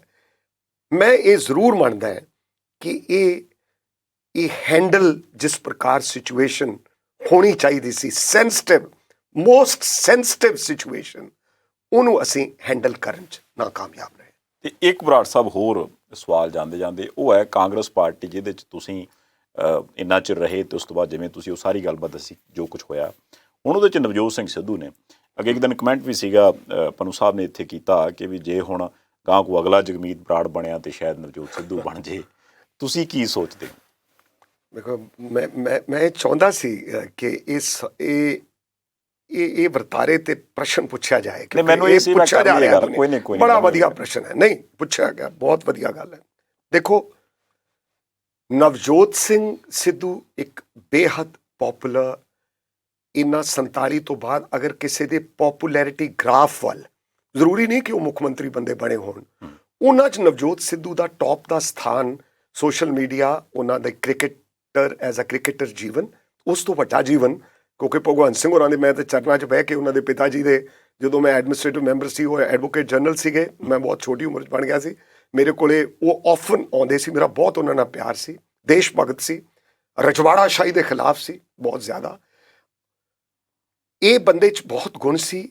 ਇਹ ਬੰਦਾ ਕਰਤਾਰਪੁਰ ਸਾਹਿਬ ਦੇ ਲਾਂਘੇ ਤੋਂ ਬਾਅਦ ਅਗਰ ਇਹਦੇ 'ਚ ਕਿਲਰ ਇਨਸਟਿੰਕਟ ਹੁੰਦਾ ਬੰਦੇ 'ਚ, ਕਰ ਗੁਜ਼ਰਨ ਦੀ ਲਾਲਸਾ, ਮੈਂ ਕ੍ਰਿਟਿਸਿਜ਼ਮ ਨਹੀਂ ਕਰ ਰਿਹਾ, ਉਹ ਬੰਦਾ ਬਾਜਵਾ ਦੀ ਜੱਫੀ ਤੋਂ ਬਾਅਦ ਜੋ ਕ੍ਰਿਟਿਸਿਜ਼ਮ ਅਮਰਿੰਦਰ ਸਿੰਘ ਨੇ ਸੈਂਟਰ ਨਾਲ ਰਲ ਕੇ ਉਹਨੂੰ ਇੱਕ ਕੁਐਸਚਨ ਬਣਾ ਲਿਆ, ਐਂਟੀ ਨੈਸ਼ਨਲ, ਜਿਹੜਾ ਕਿ ਬਹੁਤ ਬਿਹੂਦਾ ਔਰ ਬਹੁਤ ਹਿਟਿੰਗ ਬਿਲੋ ਦੀ ਬੈਲਟ ਜਿਹੜੀ ਗੱਲ ਹੈ। ਮੈਂ ਅੱਜ ਵੀ ਕਹਿੰਦਾ, ਜੇ 2 ਪੰਜਾਬੀ ਮਿਲਦੇ ਹੈ ਜਿਹੜੇ ਬਾਬਾ ਫਰੀਦ ਤੇ ਗੁਰੂ ਨਾਨਕ ਨੂੰ ਮਿਲਦੇ ਹੈ, ਜੇ ਕਾਦੀਆਂ ਪਿੰਡ ਦੇ ਅੱਧੇ ਬੰਦੇ, ਮੈਂ ਤਾਂ ਜਾਣਦਾ ਕਿਉਂਕਿ ਸਾਹਿਬ ਪ੍ਰਤਾਪ ਸਿੰਘ ਬਾਜਵਾ ਔਰ ਇਹ ਸਾਰਾ ਪਰਿਵਾਰ, ਮੈਂ ਇਕੱਠੇ ਪੜ੍ਹੇ ਹੈ, ਇਕੱਠੇ ਸਕੂਲਾਂ ਕਾਲਜਾਂ 'ਚ ਗਏ ਹੈ, ਕਾਦੀਆਂ ਪਰਿਵਾਰ ਦਾ ਅਗਰ ਉਹਨਾਂ ਪਰਿਵਾਰਾਂ 'ਚੋਂ ਇੱਕ ਬਾਜਵਾ ਜੋ ਉੱਥੇ ਪਹੁੰਚ ਕੇ ਬਣ ਗਿਆ ਜਨਰਲ, ਇਹਦਾ ਇਹ ਮਾਨਾ ਨਹੀਂ ਹੈ ਕਿ ਅਗਰ ਕੋਈ ਸੁਖਾਵੇਂ ਮਾਹੌਲ ਦੇ ਵਿੱਚ ਮੀਟਿੰਗ ਹੁੰਦੀ ਹੈ ਤੇ ਉਹਦੇ 'ਚ ਅਗਰ ਕਿਸੇ ਨੂੰ ਕੋਈ ਜੱਫੀ ਪਾ ਲੈਂਦਾ, ਪੰਜਾਬੀਆਂ ਦਾ ਵਰਤਾਰਾ ਹੈ, ਇਹ ਕੋਈ ਐਂਟੀ ਨੈਸ਼ਨਲ ਹੋਣ ਵਾਲੀ ਗੱਲ ਨਹੀਂ ਸੀ। ਉੱਥੋਂ ਗੱਲ ਸ਼ੁਰੂ ਹੋਈ। ਇੱਕ ਗੱਲ ਮਿੰਟ 'ਚ ਮੁਕਾ ਦਿੰਦਾ, ਉਹਨਾਂ ਦਾ ਪੋਲਿਸ਼ ਲਾਇਆ ਗਿਆ, ਉਹਨਾਂ ਦੀ ਤਸਵੀਰ,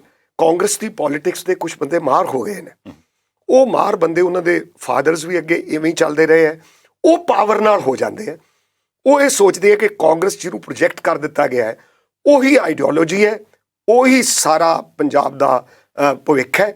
ਇਸ ਕਰਕੇ ਉਹ ਗਲਤ ਕਹੇ ਸਹੀ ਕਹੇ ਉਹਦੇ ਨਾਲ ਜੁੜ ਜਾਓ। ਦੇਖੋ, ਤੁਸੀਂ ਇੱਕ ਬੰਦੇ ਨੂੰ ਮੋਗੇ ਬੁਲਾਇਆ, ਮੈਂ ਕਿਉਂਕਿ ਜਨਰਲ ਸੈਕਟਰੀ AICC ਦਾ ਰਿਹਾ, ਹਰੀਸ਼ ਰਾਵਤ ਮੇਰੇ ਬਹੁਤ ਪਰਮ ਮਿੱਤਰ ਹੈ, ਜਦੋਂ ਉੱਤਰਾਂਚਲ ਬਣਨ ਲੱਗਿਆ ਤੇ ਮੇਰੇ ਕੋਲੇ ਆ ਕੇ ਕਹਿੰਦੇ ਕਿ ਕਾਂਗਰਸ ਵਿਰੋਧ ਕਰ ਰਹੀ ਹੈ ਉੱਤਰਾਂਚਲ ਦੇ ਬਿੱਲ ਦਾ। ਦੇਖੋ ਅਗੇਨ ਕਿਵੇਂ ਵਿਪ ਤੋੜਨੀ ਪੈਂਦੀ ਹੈ ਡੈਮੋਕ੍ਰੇਸੀ 'ਚ ਕਦੇ ਕਦੇ। ਝਾਰਖੰਡ, ਛੱਤੀਸਗढ़ और उत्तरांचल बढ़िया, बीजेपी बिल लेके आई, कांग्रेस कहती है यूपी को तोड़ दिया, उधर बिहार को तोड़ दिया, हम तो विरोध करेंगे।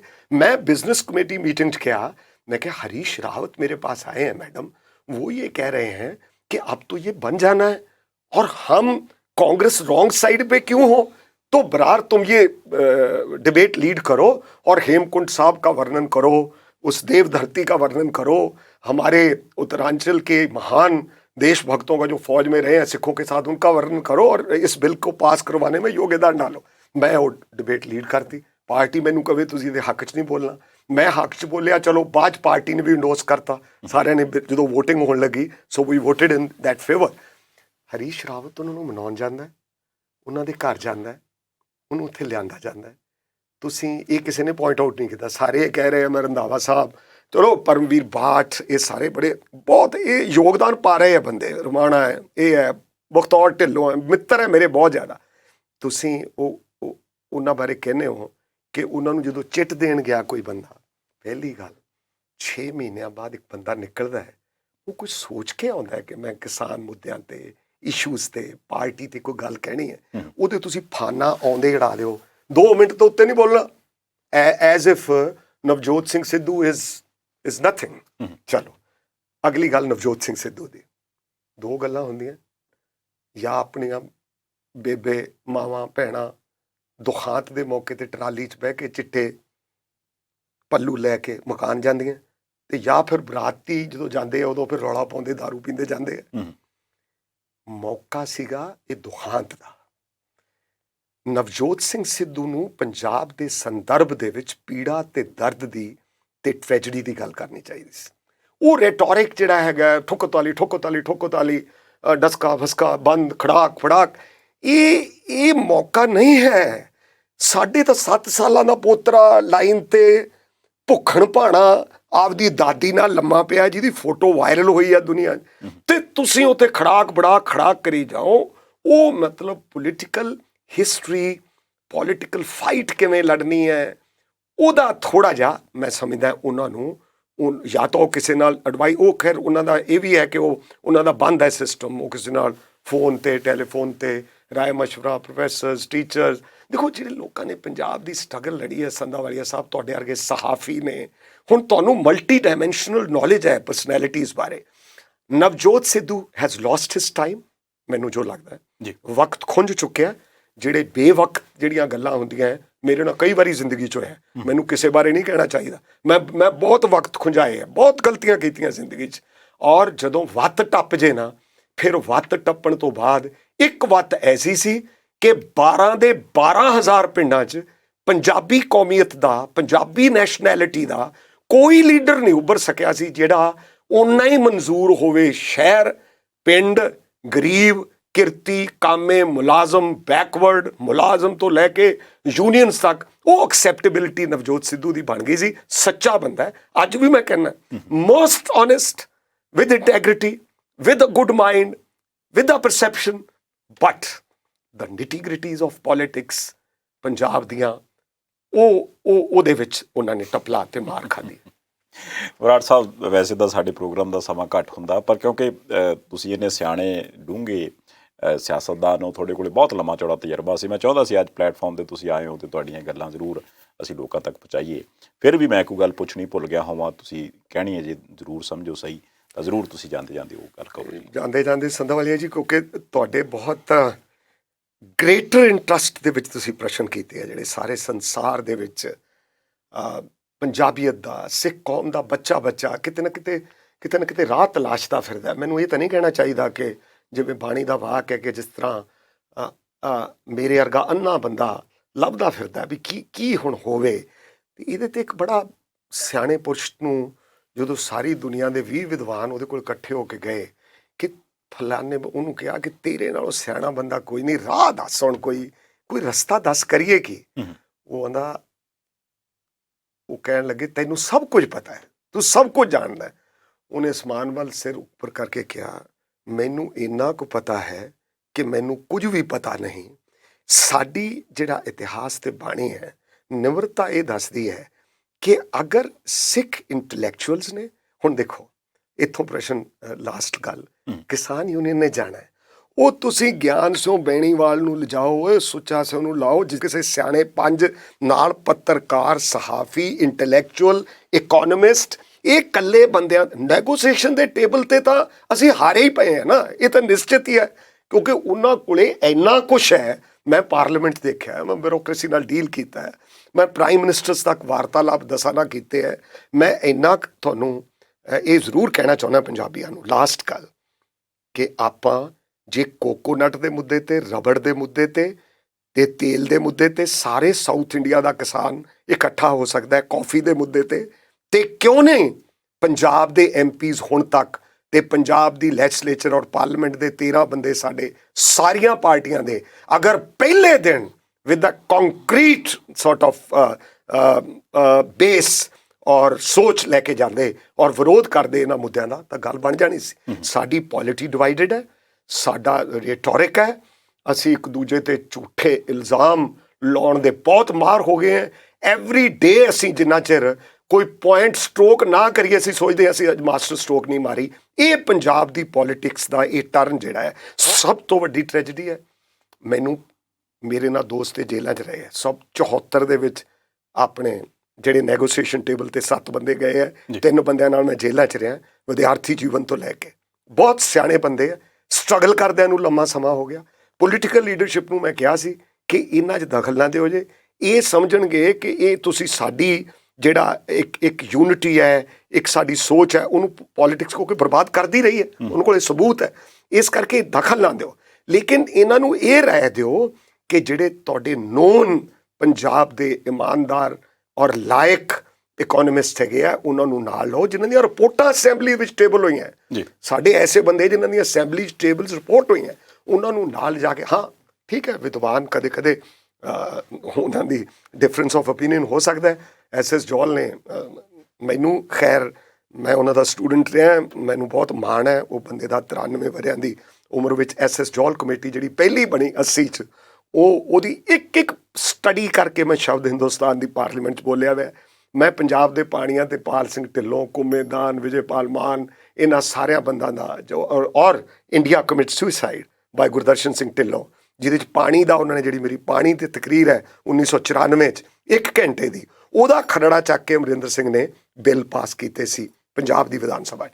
ਲਾਸਟ ਪੁਆਇੰਟ ਮੇਰਾ ਇਹ ਕਹਿਣ ਦਾ ਹੈ ਕਿ ਆਪ ਗਵਾਈਏ ਤਾਂ 100 ਪਾਈਏ, ਮਹਾਰਾਜ ਦਾ ਵਾਕ ਹੈ।